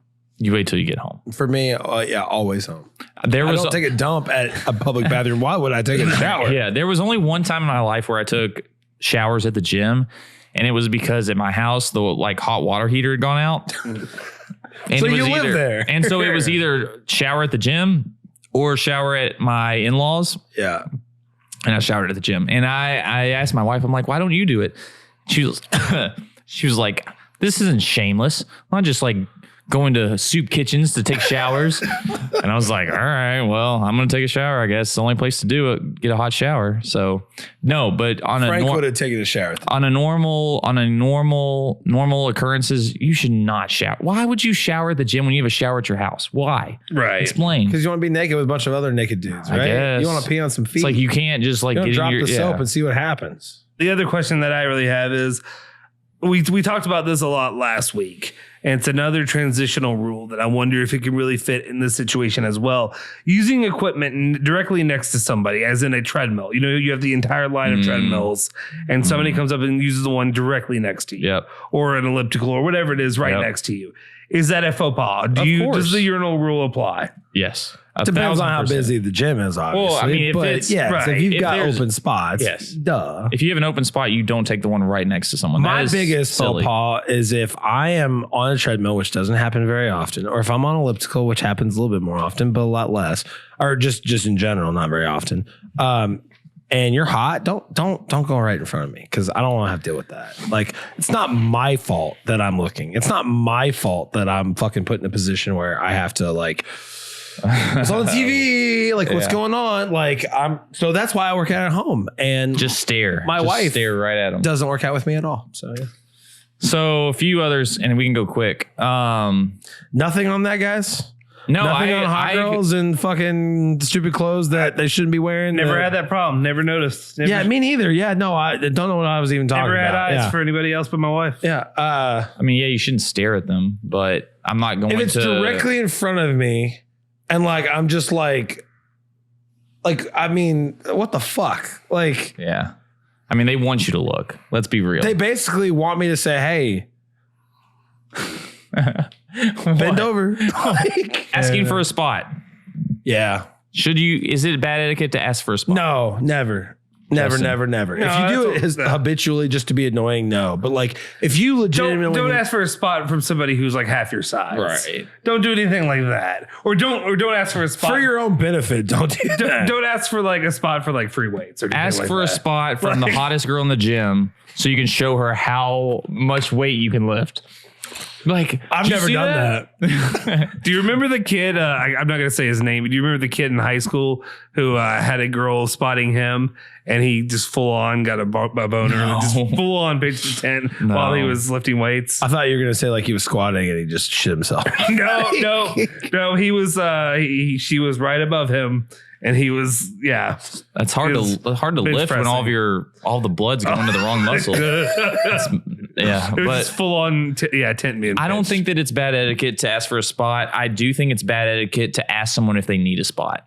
That's bad etiquette to me because you're inferring to the person. I think that weight looks way too heavy for you. Right. So do you want a spot? If you ask someone, hey, you want a spot? That's bad etiquette. You should not do that. Right. Now, to return the favor, obviously, is fine if they've spotted you. Or you can be like, hey, if you need a spot, if you need a spot, just let me know. But just to come up out of nowhere and be like, hey, dude, you need a spot. No, that's not cool. And on kind of similar to that, this is probably not my least. This isn't my biggest pet peeve because it has not happened, but maybe once or twice in my entire life.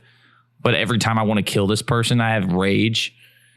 Do not ever, ever, ever give unsolicited advice.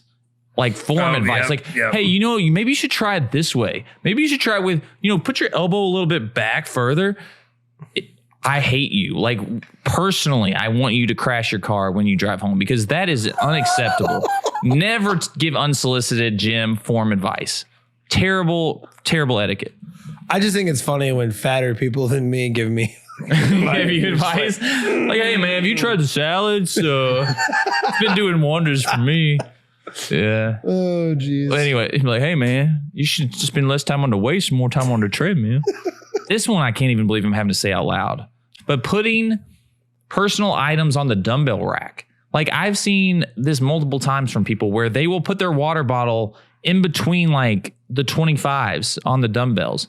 They're not using the 25s, but they just are just going to use that as their water bottle Instead holder. Of putting it on the floor? Yeah. Wow. And I'm just like, so if I want those 25s, I have to move your water bottle? See ya. That's insanity that I even have to say this. Right. Mm-hmm.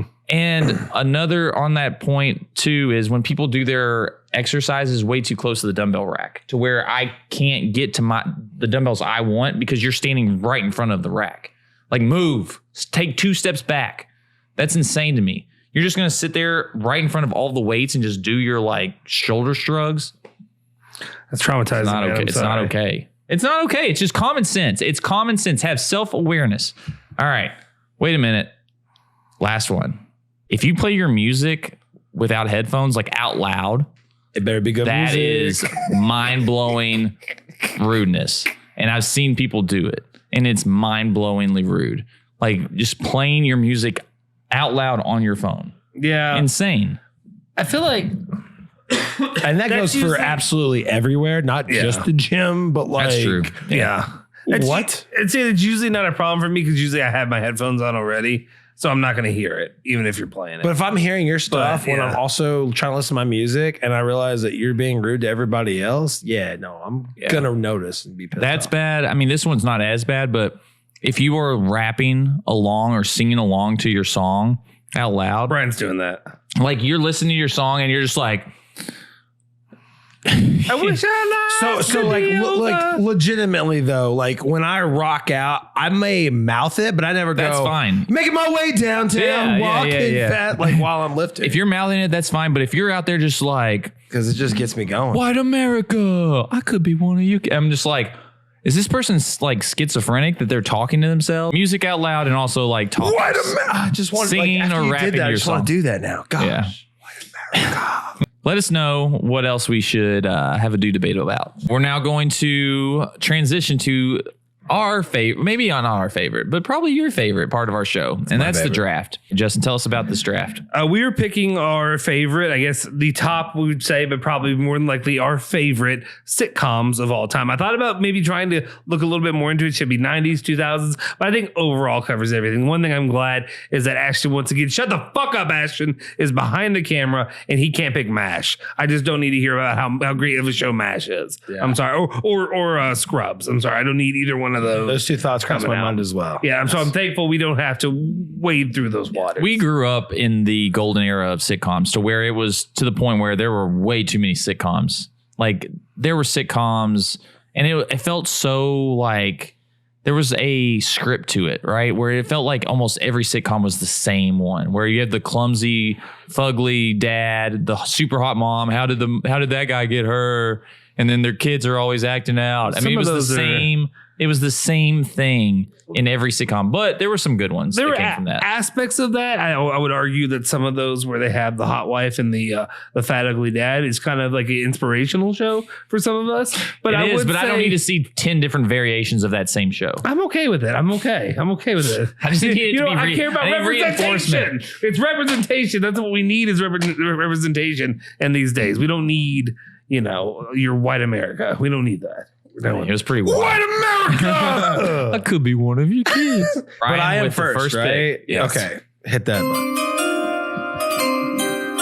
All right, guys, going with number one, The Office spot. No, I'm just fucking you. There's no way I'm taking The Office. I haven't watched all the episodes. Dwight has. Anyway. Overrated. So I have a theme with all of my picks, okay? And the theme is the song, okay? Because it is... Whatever happened to predictability? The Milkman, the Paperboy.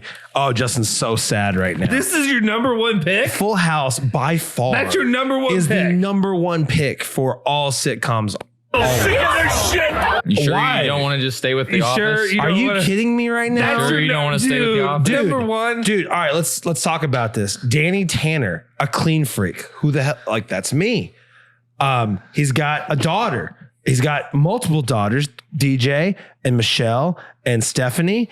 And it's not looking good, Bev. They're all hilarious. It's not looking good. Are you serious right now? Jesse Kostopoulos, Aunt Becky. That wasn't even on my list. Dave Coulier. It didn't even make my list either. I'm so happy about this thing. It's such a cheesy show. Like it was fine when you were a child and you're growing up. It's fine. It's cheesy. It's whatever. You look at now. That's great. We talked about Dave Coulier. Mercy. Yeah, we talked about Dwight's putting his mic down. Dwight's done. Dwight's about to walk out. Oh my Lanta. That's DJ. I'm honest. I am kind of lost. I'm at a loss for words right now. You got it, dude. Because I can't believe that you wasted a pick so poorly. Good night, Michelle. Pick Full House as your first pick. Full House is a hell of a show. Hilarious. Jodie Sweetin sells feet pics. I'm pretty sure. Jodie Sweetin could sell other picks because she grew into huge tracts of land. So, and speaking of that, they have a great reboot. Legitimately, Tamsin and I watched the Fuller House because DJ, as Danny Tanner's role, quote unquote, does a great job. And if you haven't watched it, they have a character that's almost like Fez. I thought you would have canceled her.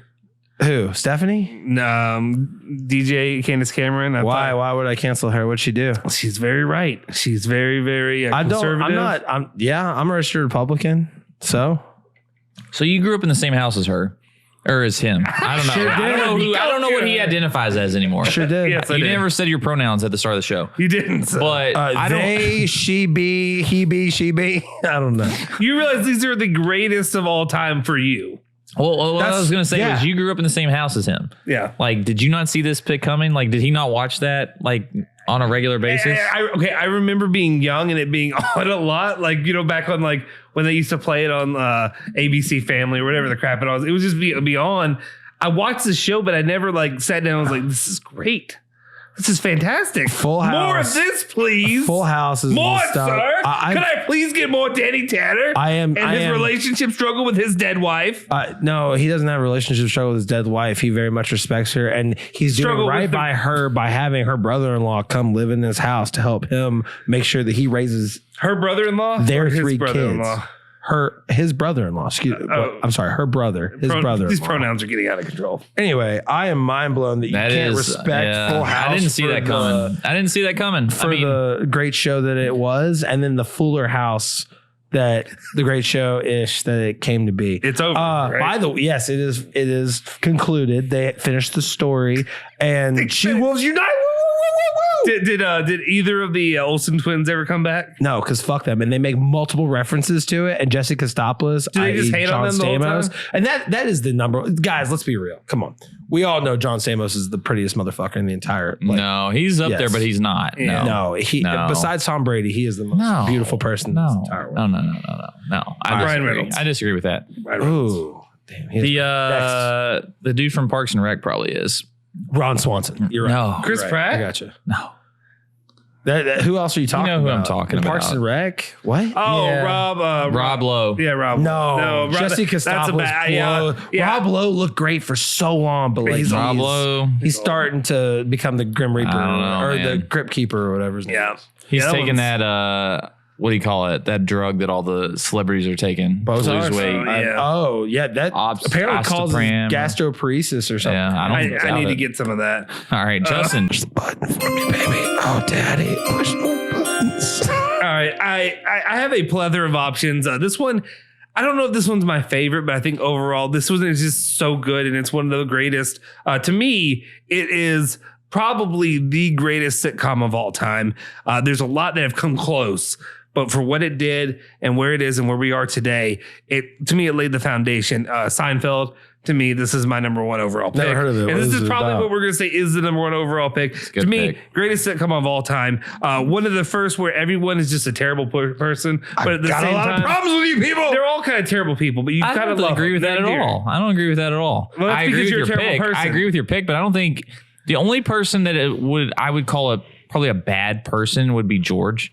No, he's the best. No, he is the most best righteous one. person. He's the most righteous one of all. But I think he's a better person than the other two. No, yeah. George is the most self-centered. I could see him. I could see disagree. him screwing people over. Where I don't think Jerry. I think that Jerry, Elaine, and even Kramer, I think, have a good heart. Where George, I think, is a little bit slimy. All of Jerry's stuff is relationship based. He's one of the worst people with the way he treats relationships, the way he treats women. He doesn't treat them bad. He's just like, oh, you do this thing. I'm not interested anymore. yeah. Sorry. Like he's honest. Oh, now you're ugly because the lighting's bad or whatever. Okay, I don't agree. To me, Costanza is the best part of the show, the best character. I think He's a great character. I'm just saying, as far as if they're bad. Summer people. of George. No, he's a Summer great of character. George. He's a great character. I don't know. To me, I'd like to live my life by Costanza rules. I feel for him though. One of the reasons I love this show, and one of the reasons I love a lot of things, has to go down to as well his family. Jerry Stiller and the person that the character he plays, Frank Costanza, is to me one of the things that make, and it bothers me because throughout the thing I'm like, we just need more of him. Like I need more. Yeah. More Frank Costanza throughout this process. Is it weird? Did anyone else find Elaine attractive back then? Yep. Yeah, it's weird. It's almost like a buddy thing where it's like she's not super hot, but she's cool. Yeah. You could hang out with her, and the hair is weird. She's hot enough. But I was into her. Okay, like when she got into Veep and stuff, you're like, okay, she is actually hot now. Now she can be attractive. But like now at 55, now that she has reached her age, you realize the reason I say is because females peak at a certain joke. Okay, yeah. Well, after 26, it's all downhill from there. Yeah. They no longer can produce the same level. That's what Don Lemon would say. Yeah, that's what Andrew Tate would say. But anyway. No, what's that? It's like there was one comedian that said like, no, Don Lemon specifically. No, it was there was one comedian that said something like Mitch Hedberg.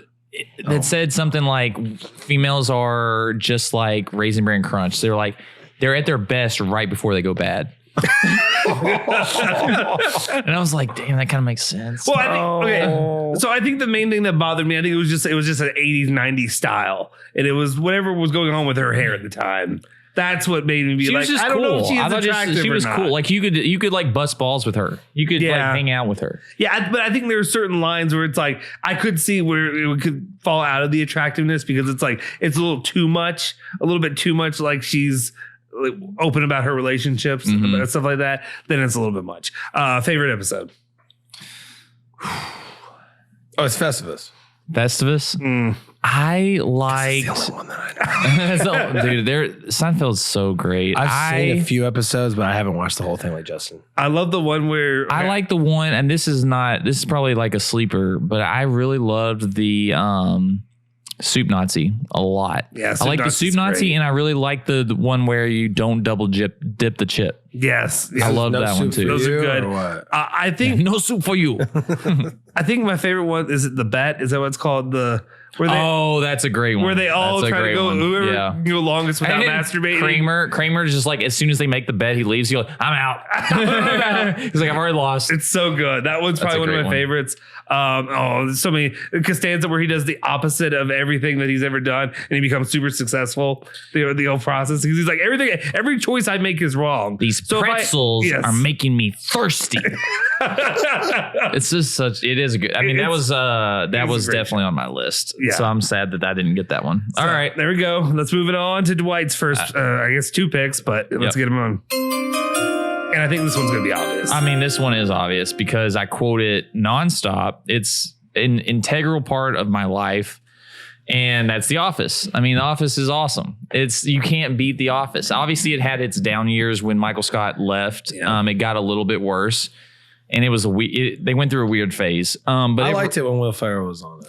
I mean, Will Ferrell was great, but he was on it for like 2-3 episodes max. Yeah. So yeah, I mean, it rebounded nicely though. Like they concluded the show in a very good way. They brought back Michael Scott. Mm-hmm. I loved the way they ended it. I mean, it was just, if you've ever worked in an office environment, you can relate to at least a few of the characters on that show where you're like, oh yeah, that's Phyllis. Phyllis is my whatever at work or work girlfriend. Yeah. Or, Dwight. Yeah. Yeah. Or Dwight. Dwight is just like this guy in my office. I mean, it was the most relatable show. And what I loved about this versus other sitcoms is the dry humor. There was no laugh track. So it wasn't that cheesy punchline. It was that you get in like a Full House. Exactly. Like a Full House. But you could live in that, awkward silence and it would just kill you. I think that, gosh, there were so many good episodes, but like, I know the best one already. I think season 2 and 3 was peak television for me. I could not get enough of The Office. And I remember in college, we had what we called Office Night, where every Thursday we went to B-Dubs, all of my friends, we went to B-Dubs, and then we would watch The Office. And it was the highlight of my week. And so, I don't know. I mean, it's also, when people say Netflix. Not a lot of women in Dwight's life back in college. Not a lot. Netflix and chill should really just be Office and chill, because when you're talking Netflix and chill, what do you put on? You put on The Office. It is the most just like Netflix. It's comfort. It's comforting. It's you can remember every line. The Office just goes down for me. Again, Seinfeld's a close second. I mean, But The Office for me is just an all-timer. So I don't know if I'd say this. It's unfortunate, but you could never do that show today. No. 90% of what makes that Racial, show what was great, it called? What was the one? Race Day or Racial Equality? Race Day. My favorite episode, Scott's Tots. You That could was not brutal. do that one today. You could that never one do that kills one me. again. Brian, do you even know what I'm talking about? Gay witch hunt. Scott's Tots. Oh, yes. Gay witch hunt. You could never do gay witch hunt today. Gay witch They hunt. said it on NBC of all television stations. They said FAGGY. Yep. Like on NBC. Yep. Michael Scott's like, you don't call your friends that. He's like, and to your point, they said, he's like, you would never call a gay person FAGGY. He's like, you just call your friends that when they're being lame. Yeah. And then he said, and then he goes, he's like, it's like, you would never call your friends retarded if they really were. I'm like, this is all on NBC in the day. Can't say that. Like, you can't say that, but that was one of the best. So Scott's Tots is one of the greatest ones because when these kids are very, very young, they're from I would say bad neighborhood, underprivileged kids, and they're I think back in when they were in like second grade or something like that. He promised that he would pay for all of their colleges. He told this entire class of these underprivileged kids, if you qualify to go to college, I will pay for you full ride. And he was like, yeah, I thought I'd be way more successful by the time they graduated. And so they bring him in. They bring him in when they're all seniors, and they're like, they even made a song for him. They're like, hey, Michael Scott, what you gonna do? What you gonna do? Make our dreams come true. And he couldn't pay for any of it. You just take out a lot of student loans. It's so sad and it's so funny. I'll have to play a clip of that, whatever. But anyway, That was one of So the best. I've only seen a handful of episodes of The Office. You're missing out. Although these picks are incredibly subjective, I realize that hands down, The Office is objectively probably one of the best sitcoms. You have to watch it. and I refuse It really to is. watch it. Oh, you have to watch it. Because if I do, I will like it way too much, and I will like blow through all the Watch the whole seasons. thing. And I'll do what all the other people that I know who watch The Office do, and watch reruns a million times over. And I just don't have that time. I don't know if I can pick a favorite episode. Justin, Right. do you have one? I like the one where the cat goes through the ceiling and then falls through the other part of the ceiling. Oh, that was amazing. yeah, because that's one of the ones I remember being a kid watching. There's a lot of really good ones though. Like Yeah, Gay Witch Hunt's hard to beat. That one was hilarious. I don't know if the basketball one was I know the great. basketball one. There's just so many great ones. The one I loved, my favorite opening though, I don't know what my favorite episode, my favorite opening though is when Jim comes into the office dressed as Dwight and just pretends like nothing's going on. Yep. Classic. All right. So second pick. Hey, Justin Preston. So my second pick was going to be Seinfeld. Obviously, I can't get that. So I'm going to have to take the second best thing to Seinfeld, which is Larry David's Curb Your Enthusiasm. I'm glad you're doing this. I haven't seen it yet. yet. I'm glad you're doing It is just like Seinfeld, but it's nastier. It's not dark. HBO-ier. Yeah, it's raunchier. I just think that and one thing I really appreciate about this show, the Curb Your Enthusiasm, is all of the uncomfortable social situations that Larry David finds himself in. And a lot of them I think are super relatable, where we can all put ourselves in that situation and just be like, yeah, that sucks. Yep. Like there was one time, this is just an example because there's a million of them, but he parks his car and he's walking into a building. And as he's walking into the building, he passes a black guy. And he just happens at the time that he's passing the black guy to lock his car. And he hears the beep, beep. And the black guy's like, seriously, dude? Seriously? And it's just stuff like that. nothing to do it with has you. nothing to do with it. It's just the timing. You've all done it. Right. You've all done But it's just those things where you're just like, that's sometimes that happens. It do be like that sometimes. it. Do be like that. So I love that show. I think I would have picked Seinfeld. I think Seinfeld is better, but Curb Your Enthusiasm is just a great close second. That I think that if you want something a little raunchier, it's worth it. So I've got 3 new shows I need to watch. Curb is great. Yeah. There's a lot of stars that wanted to be on the show. Right. Like the Seinfeld cast. The Seinfeld cast has all been on Curb. Yeah. So Not it's great. together, but Yeah, no, together. Oh, really? Together, Oh, because that's amazing. one of the things was they were going to do Seinfeld like reboot. Yeah. And so, yeah, like all of the guys okay. were there. So, yeah. All right. So, yeah, Curb's my second pick.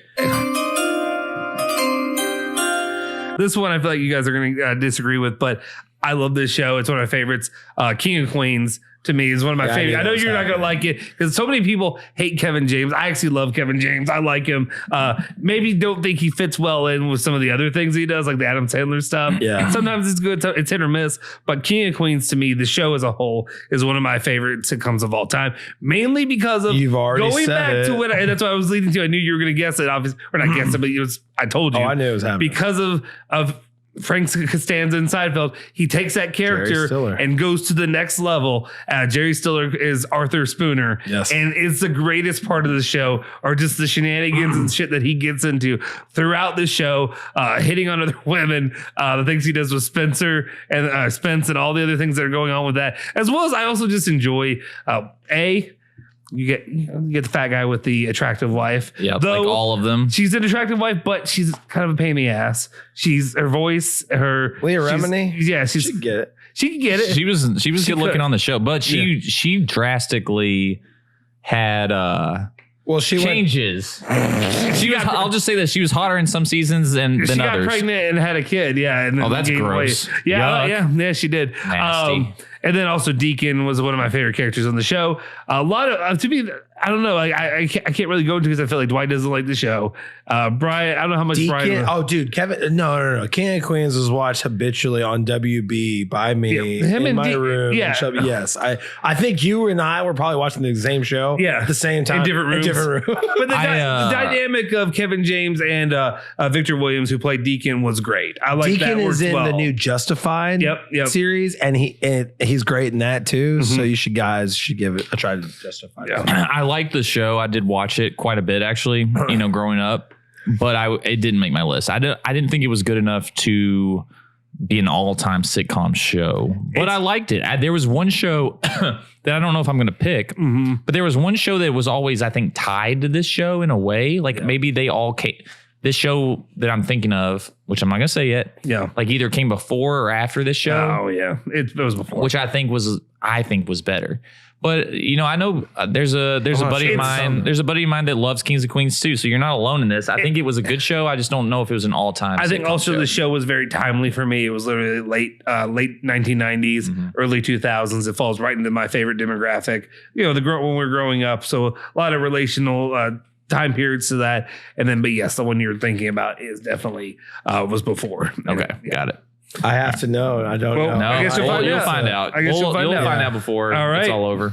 Oh, is it my turn? Yep. Oh, hold on. King of Queens and Full House have been surprises to me. So, like I said, my theme is in West Philadelphia, born and raised, and the playground is where I spend most of my days.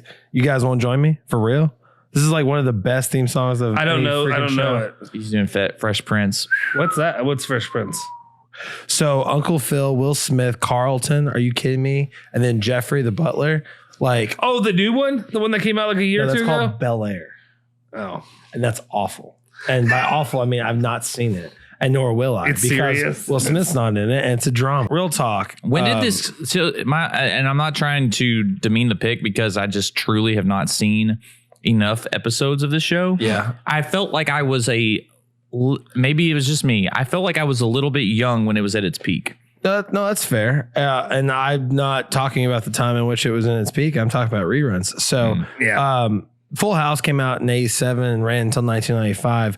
Fresh Prince of Bel Air came out in 1990 and ran until 1996. So I was 6 years old when the show ended. Right. However, when I was about 12, 13 years old, I vividly remember watching all of the reruns on WGN of all channels.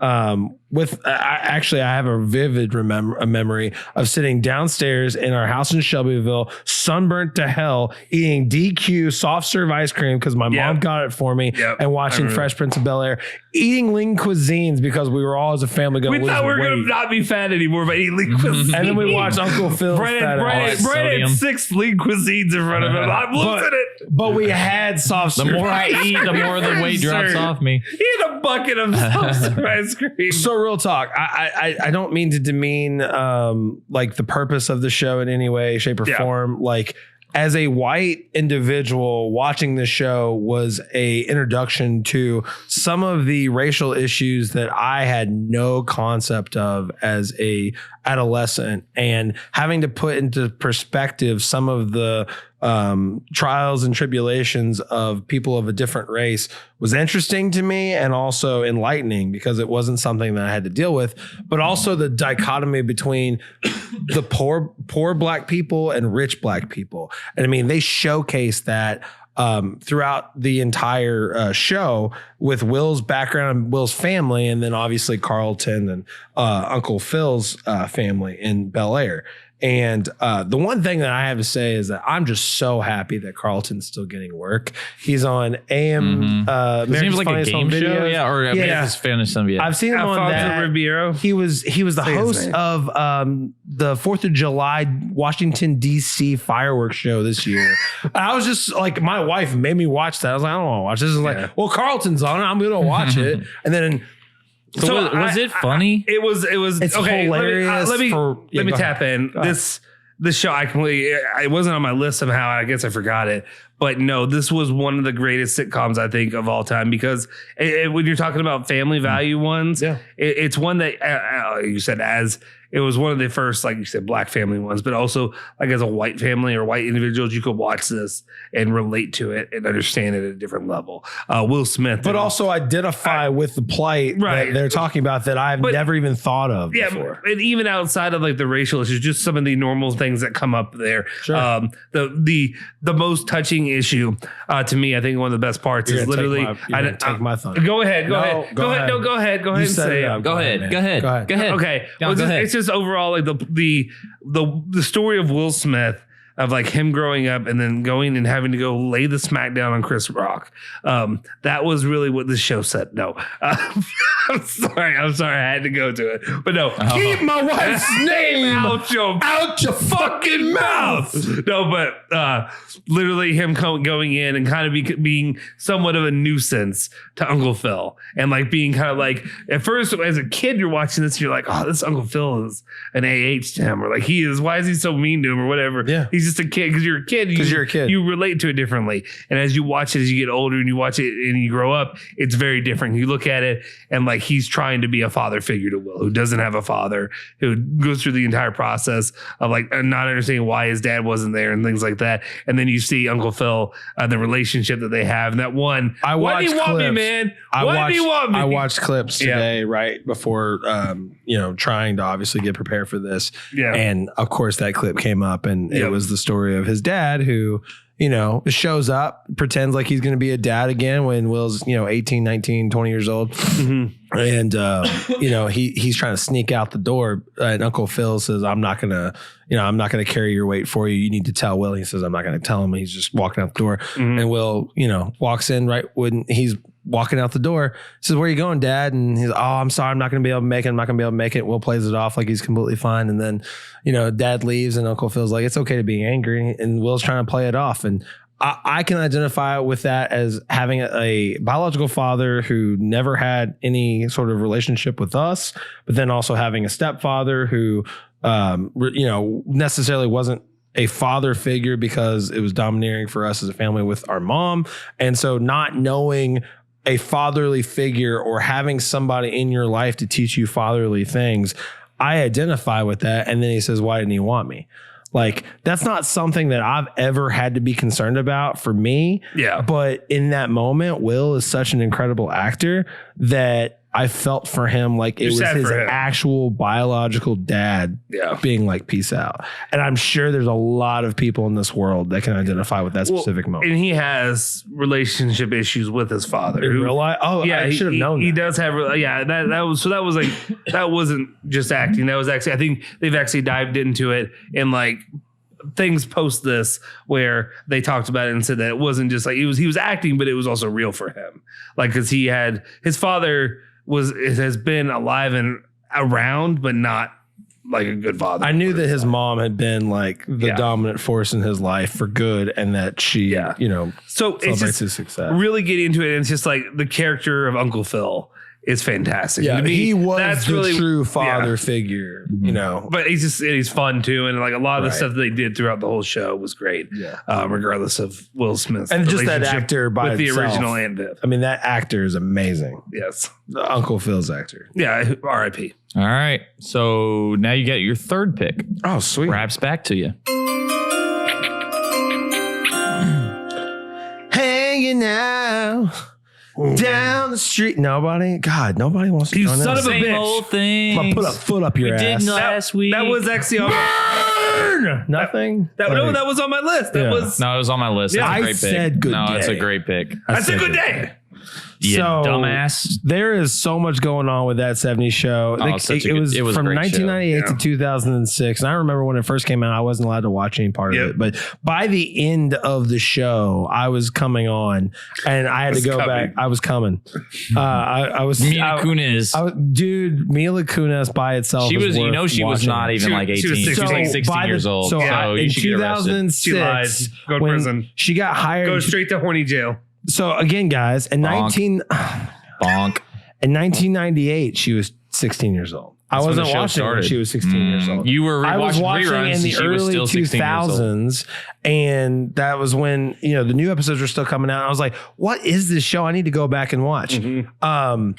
The dynamics between all of the and by the way, I talked about the Full House reboot. This also has a reboot called That 90s Show, and I love when those people are in the episodes. It's actually but going to be Red and Kate. No, it's Kitty. not going to be. It's out now. Oh, is it already You haven't up? seen it? No, is it okay? Or It's is not it- that great. no. Red and Kitty make the show. they Red make- and Kitty are the grandparents, Yeah, obviously. they're great. I love Red being a hard ass, dick to his son, being a stern dad, and like not identifying with his son, Star Wars and everything else, which I can obviously identify with too. I identify with Red. And then identify with Yeah, you're Kitty's 80. You're oblivious. Kitty is oblivious, but also like drunk.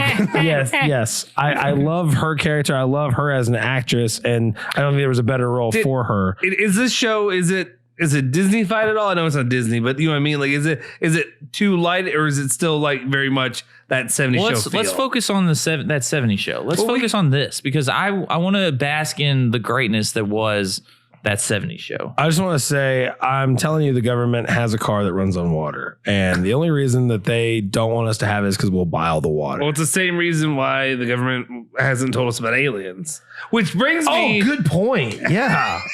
All right. Real talk. That Go on. 70s show,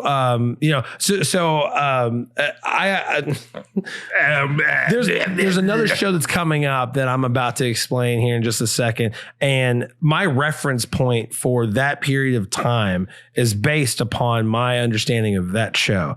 That's how I feel about that 70s show. I don't think that the 70s was that cool or that awesome. And I understand that from my mom's perspective. Mm-hmm. However, watching this show, I think it was pretty fucking dope. It was a great time to be alive, other than the recession that we were under. Best But- character on that 70s show. There's only one right answer. Oh my God. There's only one right answer. It's Kelso.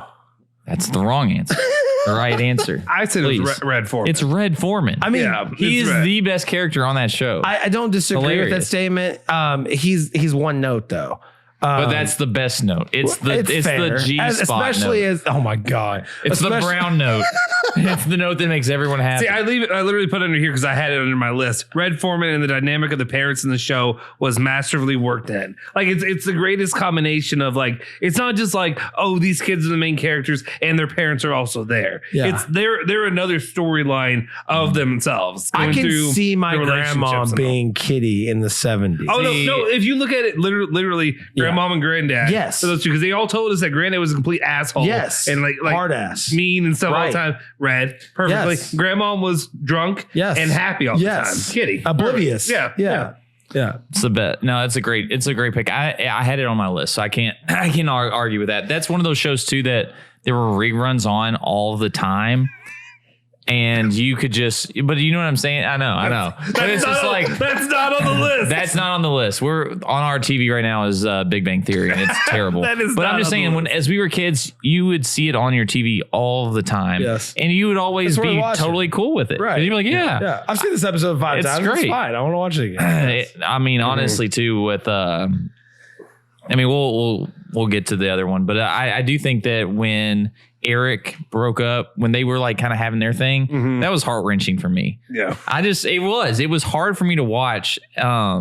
It was more heart wrenching for me when Kelso and Mila Kunis. That was stupid. And Hyde took over. And how messed up is that Hyde is like going to jail now? Honestly, I'm not terribly surprised by that. Like, I don't know what the specifics are behind everything, but just given his supposedly he raped a lot of personality, people. Yeah. I mean, there you go. But he was so chill on the show. Yeah. On the show, he was He's like very the hippie. likable. I don't think he's not likable on that, but I just like you just he feel doesn't like have you'd the be same comfortable. level of gravitas that like Ashton Kutcher got from the show, and so I could see how and why he would try to throw his weight around in public later, and it's like, dude, you're not that fucking cool, and he could put himself in a position that he Did he do it? I don't know. Like, did he do it later, or was that even back then? Because I know one of them, it's like I have no an idea. ex-wife that's saying some stuff, but then also I think he's like, in jail. I think he's like already convicted. I Is he? think. I I thought- think. So his name is Danny Masterson. Yeah. Do you know the oldest brother from Malcolm in the Francis. Middle? Yep, is that's his brother. Yep. Yeah, I had no idea until Yep. doing. Yeah. Yep. All right. So that is both of yours picks. So you've Yep. got 3 now. Yep. And Topher Grace was perfect for Venom and Eddie Brock, and that's why they kind of ruined that 70s show, was because he wanted to go play Eddie Brock in Spider-Man. Are you serious right now? I did not know that, 1 and 2. That's why he of left the course show. He was the perfect Venom. that's the guy for Eddie Brock. So yeah. All right, for my third pick in the draft, I think a lot of these are getting taken and getting snatched up. I think this one, I just have to go with this one. It was I don't know if it was an offshoot, but it was a very much based off of another kind of style of a show that we already drafted, and that is Parks and Recreation. Terrible. Is the one. Terrible pick. It's a Really? great show. Terrible pick. No. It really is. Yeah, great. because you just alluded to my issue. It's very with that. much like The Office. Thank you. But It was a It is copycat. my side It of was The the Office. copy. I'm fine with Parks and It's a worse version of The Office. No, it's not. No, you haven't all- watched The Office. You had It's so not many the great worst. It characters. I think you had a lot of great characters, except for the main character. She's the worst part of the entire thing. I don't. Is Amy Poehler? Amy Like, Poehler. I like what they were trying to do with her by like. it was annoying. Right, but like she's like, I'm gonna go out there. I'm gonna go change the world. And It's Yeah. like no, and They were local trying to make her government. Michael Scott. Everybody's But- just freaking like completely Ron disenfranchised. And Yes. Yeah. Yeah, wait, but because you had characters like Ron Swanson, Chris Pratt in there, and then you also had Aubrey Plaza's character. I was getting to it. Thank you for just taking over my fucking pick. Anyway, I have I a guess- weird thing for her. She's hot no. in a Treat cold way. yourself. Hot in a cold. She's Treat hot in a cold way. yourself. take the entire. All right, I'm conversation. sorry. No, it's fine. Just take the whole conversation. We just have thoughts. No, it's fine. This is my Go ahead. thought was, well, obvious. Well, I was leading You into thought it. Aubrey Plaza's hot too. Yes, everybody thought she was hot. She was hot. But I was just saying, Chris Pratt won, going I from thought Chris Rashida Pratt was Jones hot. to her improvement. Rashida Jones is fine, but Oh, he was dating Rashida. Rashida Jones at the beginning. Yeah, of the the beginning, show. and then Yeah, she breaks I up don't with think him. there's anything wrong with Rashida Jones. But I don't think she's as attractive as Aubrey Plaza. Aubrey Plaza. Aubrey Plaza's got that weird hot. She's got that. She might stab you in your sleep hot. Yeah. Right, like I'm worried about my life. It's a good show. I've watched every episode. I think my biggest issue with that show was I felt like I was watching someone try to remake The Office, and that's what bothered me about it. It was like watching Kobe Bryant play basketball. You're like, yeah, he's good, but he's trying to be Michael Jordan, and he's not Michael Jordan. You know what I mean? That was my. Kobe that Bryant was fucking awesome to watch. He died. He did die, and he I was will not awesome to speak watch. ill Both of of those the things are dead. true. All I'm saying is that when you watch someone that is so close to the thing that came before them, you're just like, be something unique. And it felt like it was a copycat of The Office. That's my only take. That's my only negative thing about it. If it had been a standalone show, The Office had never happened, I think I would have loved Parks and Rec. Justin, would you On like its to own. introduce Parks and Rec On its own. as a pick of the show? Bye, little Sebastian. Yeah. Rat. I have a Mouse rat. I don't have the guy's name, but the best character on that Nick show. Offerman. No, dude, Aziz Ansari. No, Wrong. Treat yourself. no, Wrong. don't do what I think you're doing. Adam Yeah, Scott. you know No, where I'm Adam going. Scott. He's Hold on, ta- nope. Oh, You're not even gonna get it. wait. There's one character on that show that was the John best Raffio. character. Bingo. God, I knew you were The gonna best fucking pick. character So on that Raffio. show. It's The him big and his fat sister. guy. No, It's him and his sister, Him and and his they sister. have- They're Fonzie's Oh, no. kids. Fonzie's kids. and Fonzie's they're just kids. like The Those.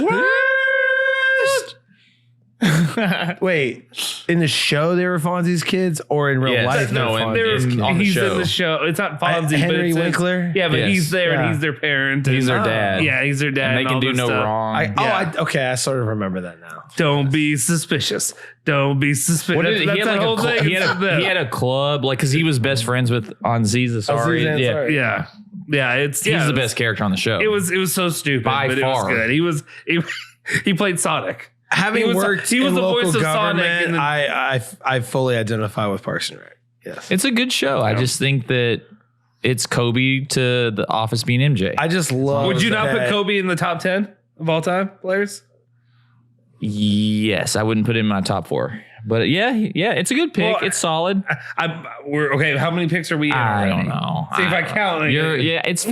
It's a good. I have a problem watching something that resembles so closely to another show. That's my only. But it's a good show on its own. I appreciate it. I watched every episode. I watched the whole thing. I'm just glad you said it, so that way I have my own picks. All I was right. like, it should be up there. All right, so this is my third pick. It's Always Sunny in Philadelphia.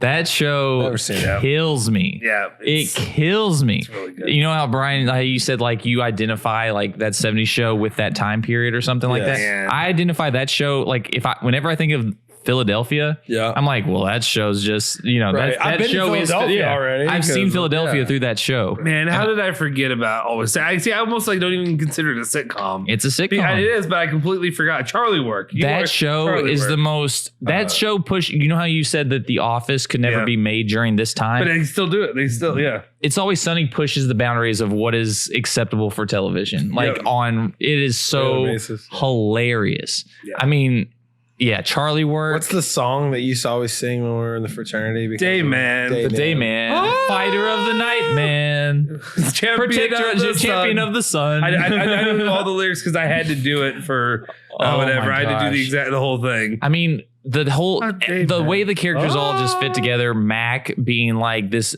he's this very religious, conservative person, but he's so clearly gay. Like the most gay man alive, but he won't. Black is? Yeah, but he won't admit it for know that. for the longest time. I think finally he's like, Yeah. I come out, but for the longest time he's just like, well, all things are possible through Jesus Christ. So write that down. Yeah. But then he'll see a pencil on the table and he'll be like, oh, that's cute. You think I'm just going to pick that up and put it in my mouth and you think I'm gay because of that? And the psychiatrist is like, Well, and one of my favorite I didn't bits. know that. One of my favorite bits of the show, or he's just having fun with it. Season to season, you don't know what you're getting from Rob McElhenney. You may get a fat slob. You may, because look, he started off just being normal. You're right. He's a normal guy. Right. And then he decided, he called it bulking. He's not bulking. Yeah. He just got fat as fuck. you just got It's- fatish. I'm just Yeah. impressed. And then he got super ripped. like it takes just cut. But that's the thing. mental fortitude But he just did to it 'cause he wanted to, decide, for fun. hey, I'm gonna get jacked out of my mind, and I'm also gonna get fat as fuck. Yeah. And then I'm gonna get jacked out of my mind again. Like, But what's hilarious is like Christian Bale does that for these Oscar Yes. nominated. He just did it for this like For a comedy TV show, show. like for funny. performances. Yeah. He did it for- performances though. He did like the dance or whatever. I guess, but somebody I'm loved. saying like Yeah. he went through these drastic weight loss changes as a joke. right For fun. right? Whereas Christian Bale's is He's, like like, trying to he's make millions of sacrificing dollars. for art, Right. and yeah, Yeah. But no, Roman. and what's Roman. hilarious is knowing that him and Dee are married. Yeah. They're married I in didn't real realize that life. until just like Yeah. recently. Yeah, they're married in real life, but then on the show, he's just like, dumb bitch, you look like a bird. He's like, he's just making fun of his wife, and it's hilarious. And then, of course, obviously, Charlie's great, but obviously Dennis, Yeah, where yeah. he's just like, but the implications. The implication. But they're not. But the great thing is they're not going to say no. But the because of the Yeah. implications. What? They're in the middle of nowhere, trapped on a boat. What are they going to say? No. So my understanding of the show is all of them are just god awful people. Oh, yeah. all Similar put to- together yeah, in yeah. Philadelphia. And what's great about Frank is that he is filthy rich, but he chooses to live like a homeless man with Charlie. Which is like, that's really what really boosted the show. When they added Danny DeVito in, because it's funny, but when you bring him into the fold, it changes the entire dynamic. And the whole part where they think they're his kids, but he's not really their father or whatever, and all that stuff that goes on, he treats them like crap. It's fantastic. But it's so under the radar. I don't feel like it has the buzz that it deserves. I feel like it has the staying power, though. It does. It's been going because on I think it has but this they just kind of put it out whenever they feel like it. Maybe that's what works. Because I feel like the people that know about it, the people that watch it, are so committed. Right. But the general public, I think, are sleeping on it. Personally. This is the pick I think you should have gone with if you were going to go like the route of King of Queens. No. Okay, this one it's a bad pick. I'm sorry. I didn't even like the show. This show's terrible. Everybody Loves Raymond. Yeah, it's not even funny. It's my family watched Everybody Loves Raymond growing up. I thought it was a great show. It was the better pick than King of Queens. No, it's not. I tried watching it. It's not really that funny. Again, who's their Jerry Stiller? What's that? Who's their Jerry Stiller? The dad, Frank. You eat right. Frank. You chew eyes. Frank is hilarious. Frank was way better than him. As far as a character, Frank was way better than him. No, I'll be honest. I didn't like it. It was a good show. It was a great show. The best episodes were the ones where Deborah Kevin James is showing up and he's crossover. So King of Queens is a spinoff of Everyone Loves Raymond. Right. So like he came on there and they liked him so much.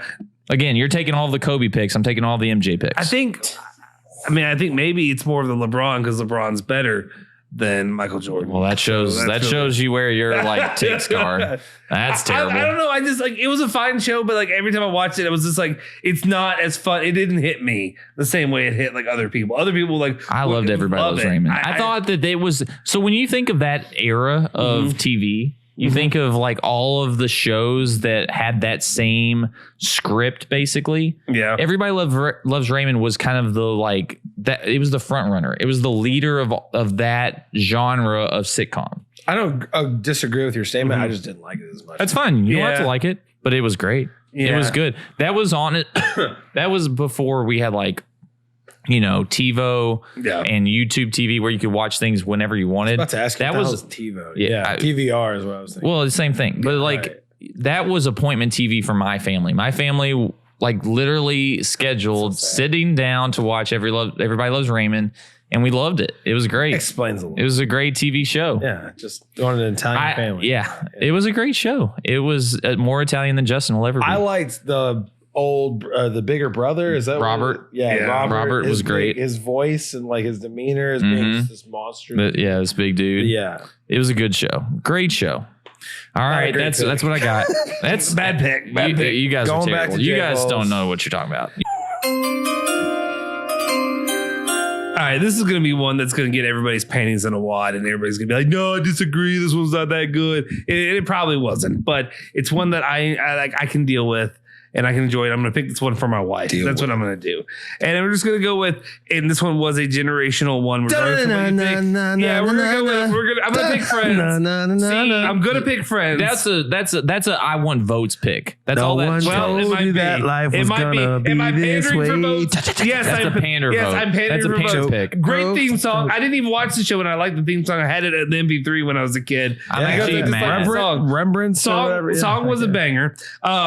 Whether people think it's funny or not, they introduced. Okay, we do every pick. Are we just doing every Rachel. All right, let's hear your pander pick. Let's hear your pander pick. Okay, what I was gonna say was before Rachel, but was Jennifer Aniston. It introduced Jennifer Aniston to the world. Yeah, and I think we can thank them for that. Who did Jennifer Aniston end up with at the end? Adam Sandler. Ross. Who did she almost end up with? Chandler. Wait, what do you mean? What do you mean? Who did she have a thing with? Joey. Okay. Well, Joey, right. But they were always like they're friends. I've seen the show. Are you trying to ask me if I've seen the show? I just don't think you really watched the show. Dude, Sarah had made me watch the show every night. She played it going. And you hated it, didn't you? No, you I didn't. hated No, every second of I it. thought it was a good show. You almost That got was fun. divorced because of that, right? Didn't That you? was a fine show. That was a funny Legitimately, show. I've never seen like I've seen select portions, like not a full episode ever of Friends. And I know J Balls has seen every. I legitimately think it was actually a decent show. It again hits another one of the spots. It hits. It gets you votes. It hits 94. Good job. 94 to Congratulations. 2004. A good time in my life. You know, the youth age. It's a lot of nostalgia. Show That sucked. Okay, my question That's is the Taylor Swift of sitcoms. Okay, it's the show that sucks, but all the girls like it, so you will get votes. well. It's the Taylor Swift of sitcoms. Well, if the girls would like Taylor it, Swift. I picked Friends. Courtney Cox, hot or not? Not as hot as Jennifer Aniston. Hot, both hot. Both of the chicks are hot. The show sucks. The chicks are hot. Phoebe, hot or not? Not just kidding. I forgot about her. She was so forgettable. She's got that smelly cat. Paul Rudd was in the show. Really? She married Paul Rudd. I didn't know She and Paul Rudd were. Yeah, that was back when I think he was whatever vampire age he is back then. Yeah. But he was young and he still looked the same, except for less ripped. And that was about it. All right. But Congrats on your pander pick. Joey was the best part of the show. No. Was he really? If that's the best I part of felt the like show, no. you know your show sucks. Matt LeBlanc was great. you doing? How you doing? Remember when he had his own show? How'd that work out? How you doing? Yeah, well, Was that more than one season? they decided to take him away from everything that made him Joey, and they just put Matt LeBlanc somewhere else. Like they moved him across the world and said that he moved to California. I don't know. I never saw it, but I know that it wasn't good. That pick makes me mad. I was hoping we would get through an entire draft without Friends. Okay. Just so we could stick it to how bad Friends as a show was, but you just ruined that. I Matthew can't Perry speak to it. is I just also- haven't seen it all. Matthew Perry is also a I've depressing seen enough story. of it. The drugs and stuff that followed out. I feel bad for him. I should have played that during the damn it. Such a better show. Guys, before this draft was occurring, I thought I knew what my number 4 pick was. And very specifically, I chose my picks based around how well I knew the theme song and how important the theme song was for me as a person. So I was going to go with, what would you do if I sang out of tune? You have to sing the thing. Would you stand up and walk out on me? We need you to. Why don't you do that? Lend me your ears and I'll sing you a song. Though I will definitely sing out of key. Oh, baby, now. All right, can you make a pick? He has made the pick. He made the pick. So I was going to go with that. And it's Wait, going to wait, be... wait, He wait, did wait, make the pick. Hold on. He hold didn't. on. He just wanted to sing. You to made you. us listen to you singing bullshit, and you're not even picking the Yeah. pick. Yes. So that was my number 4 on this list. Nobody stole any of my 3. So... but having heard you guys talk about contemporary shows, I have to go with something that's incredibly important to me because in college, sitting at the Barbie house, Alec Farrell and I ingested this show. Oh, the nature show that you all got high to? No, I think you're going to pick the pick that I almost made my 4th pick. I'm trying to remember what it was. What do you think it is? We'll see. Trailer Park Boys. Unfortunately, with this show, I can't sing a theme song because there is no words to sing. It was just a really catchy tune. It's called Arrested Development Oh no, with Jason Bateman. What were you thinking? I'll save it for my Honorable mentions. That's honorable fine. mentions. So, Arrested Development was a show that came out in 2003 to 2006 for seasons 1 through 3. It was on Fox. It didn't do super great. It was fine for what it was, but it didn't last. But Alec Farrell and I watching this show in college, it solidified this as one of my favorite shows. Jason Bateman, I think this is probably one of the first few things that I actually saw him in. And there is a beautiful actor named Michael Cera who I think recently said a quote of, "I'm not trying to make great art when I'm acting." And I thought that was amazing that some of these actors for movies and shows are really out. Did you know he there. dated Aubrey Plaza?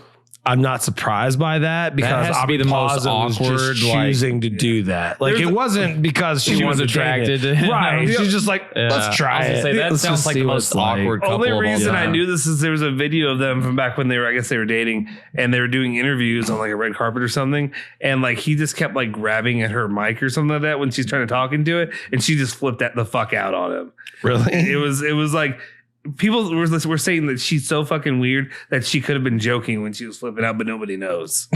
Nobody has a clue if she was having fun with it or not. Anyway, go ahead. I mean, she is that type of person to just act incredibly strangely. But yeah. Have you guys seen Arrested Development? Yeah, I've seen lots of it. So I think I'm very much in the minority, and I'll admit to being in the minority on this.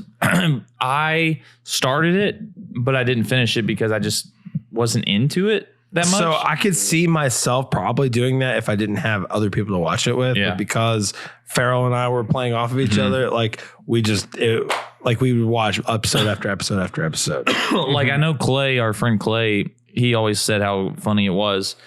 And maybe I just didn't like keep up with it. Like maybe if I kept with it, I would have gotten it eventually, but there's only 3 seasons. I started it and it just didn't hit with me for some reason. So there's a multitude of personalities all pulling in different ways. And you've got Jason Bateman, who is the only like actual realistic character who's just trying to keep the family not necessarily together, but just make sure that the business is still successful. So that way they still have money when they're all There's always money in the banana stand. Correct. And that was one of the best quotes from it. There's always money in the banana stand. And then you find out that there's money in the banana stand. Right. Buster's fake arm, Michael Cera's depressed walking away. I remember meme. the Never Nude. What? Wasn't that Arrested Development? Yeah. Where they were, Yeah. Tobias UK or whatever, Michael Cera talking, and neither one can never be new, and they always, Buster's fake arm, Portia De La Rossi or whatever the heck her name is married to Ellen DeGeneres. She is a great actress. I just love the GIF or whatever it is of the one guy where he's like kind of smiling, like, I made a terrible mistake. Do you know what I'm talking about? I do. Also, the Tobias FUK meme of him just crying in the shower. I use it all the time. Him as the Blue Man Group. Arrested Development was an underappreciated show at the time. They came back with another reboot of the show, and it just couldn't do it justice. It just wasn't the right time anymore. And so Arrested Development will be my final pick. All right, solid picks. So let's go. Honorable mention. Let's go like 1, 2, 3. Let's do it kind of snake, but we don't really talk about it much. We just bang, bang, bang, bang, bang, bang, bang. Wonder Years. Justin, I never watched in Wonder Years. I mean, I watched a little bit as a kid, but I haven't watched the whole thing. What I was referencing earlier by bang, bang, bang, bang, bang. What I was referencing earlier with that 70s show, this is my concept for the late 60s and early 70s is Wonder Years. I got you. Winnie freaking, the Pooh. What the fuck's her name? Winnie Cooper. Winnie Cooper, yes. Yeah.